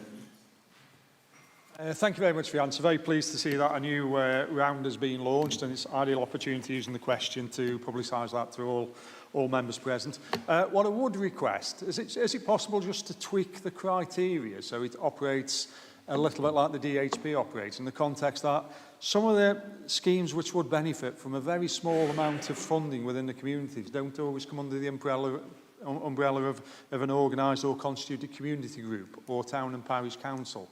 And I think if there was a little bit of leeway to allow councillors to actually put bids in for projects of their own initiative based on feedback from the community and the community need, we could actually get a lot more done with it in a lot more areas which don't have the benefit for having such constituted groups. And I think that would encourage us to get out and actually see what small amounts of, for want of a better term, fettling is needed to require, especially to encourage more walking routes being used and things like that, and to make the footpaths and whatever more resilient. I'm sure we've got plenty of things where £50 here and £100 there would make a significant difference to the usability of some of the things which we've got, which enhances the move more type of approaches. Thank you.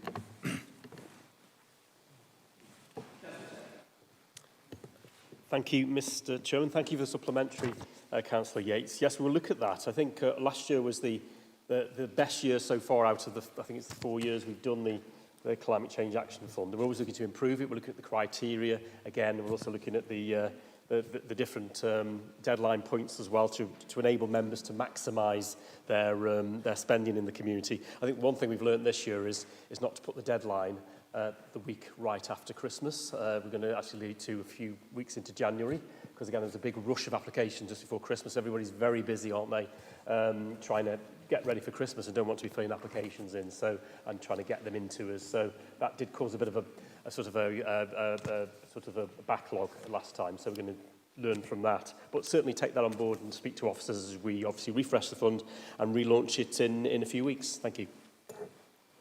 Question 3 is from Councillor Pardacy, who isn't in the chamber.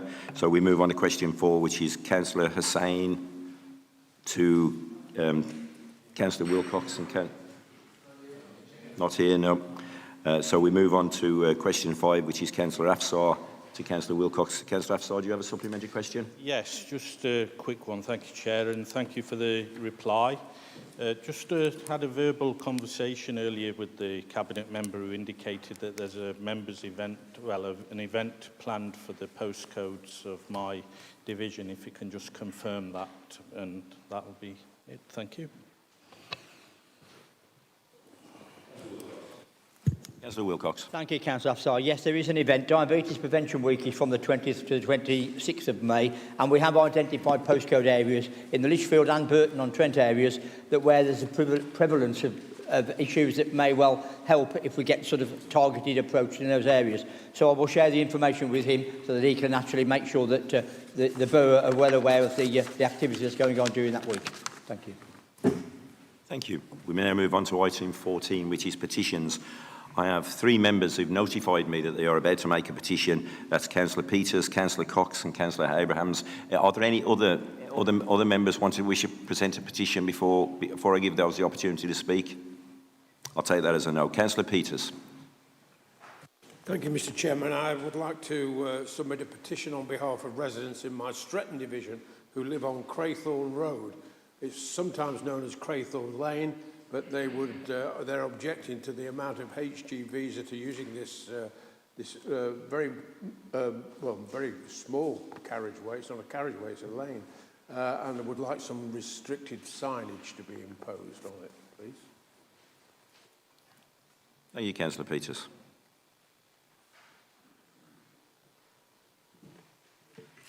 Councillor Richard Cox. Thank you, Chair. I've got a petition from a whole community of Kings Bromley. Back in October last year, the community tragically lost a member of their community, and I have to say a stalwart of the community. So it wasn't just somebody, it was actually somebody that everybody knew through the church, bowl club and everything else. It was a hit and run. It's very sad to say that the person has still to be got hold of. I think the police are doing a very good job, but it is a current investigation, and no doubt he will be brought to justice. However, the reason for the petition is behind lighting and road safety measures on the A515 that goes through Kings Bromley. Certainly from Yoxall in, you suddenly have a sharp bend into the darkness of the village where the incident occurred. So I have a petition here with 447 signatures, but more interestingly, because it's a small community in that respect, but over 90% dwellings, households. So that tells me we've got a very good reason to obviously work to. Now, I will say that since the accident, we have got works preliminary going on with feasibility studies, etc. It may be towards the end of this year, but I would hopefully urge that we try and bring it forward as quickly as possible. This has affected the whole community, and I go and see the widower, Mr. Baker, to see that he's all right, and all he wants to see is something done, and then he will not see his wife's killing in vain. Thank you.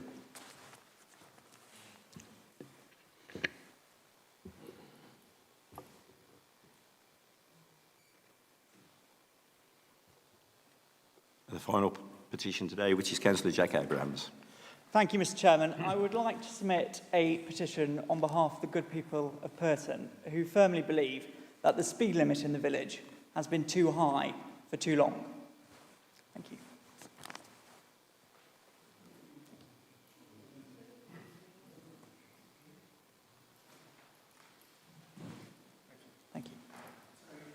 I have to say, Councillor Abrahams, that was very short and to the point. Thank you. Item 15 is exclusions. Members, item 15 is exclusions of the public. I move that the public be excluded from the meeting for the following items of business, which involves the likely disclosure of exempt information so defined in paragraphs of Part 1 of the Schedule 12I as amended of the Local Government Act 1972 indicated below. Is that agreed? Thank you. We'll just wait now, members, for the press to leave, others to leave, and Simon will be closing down the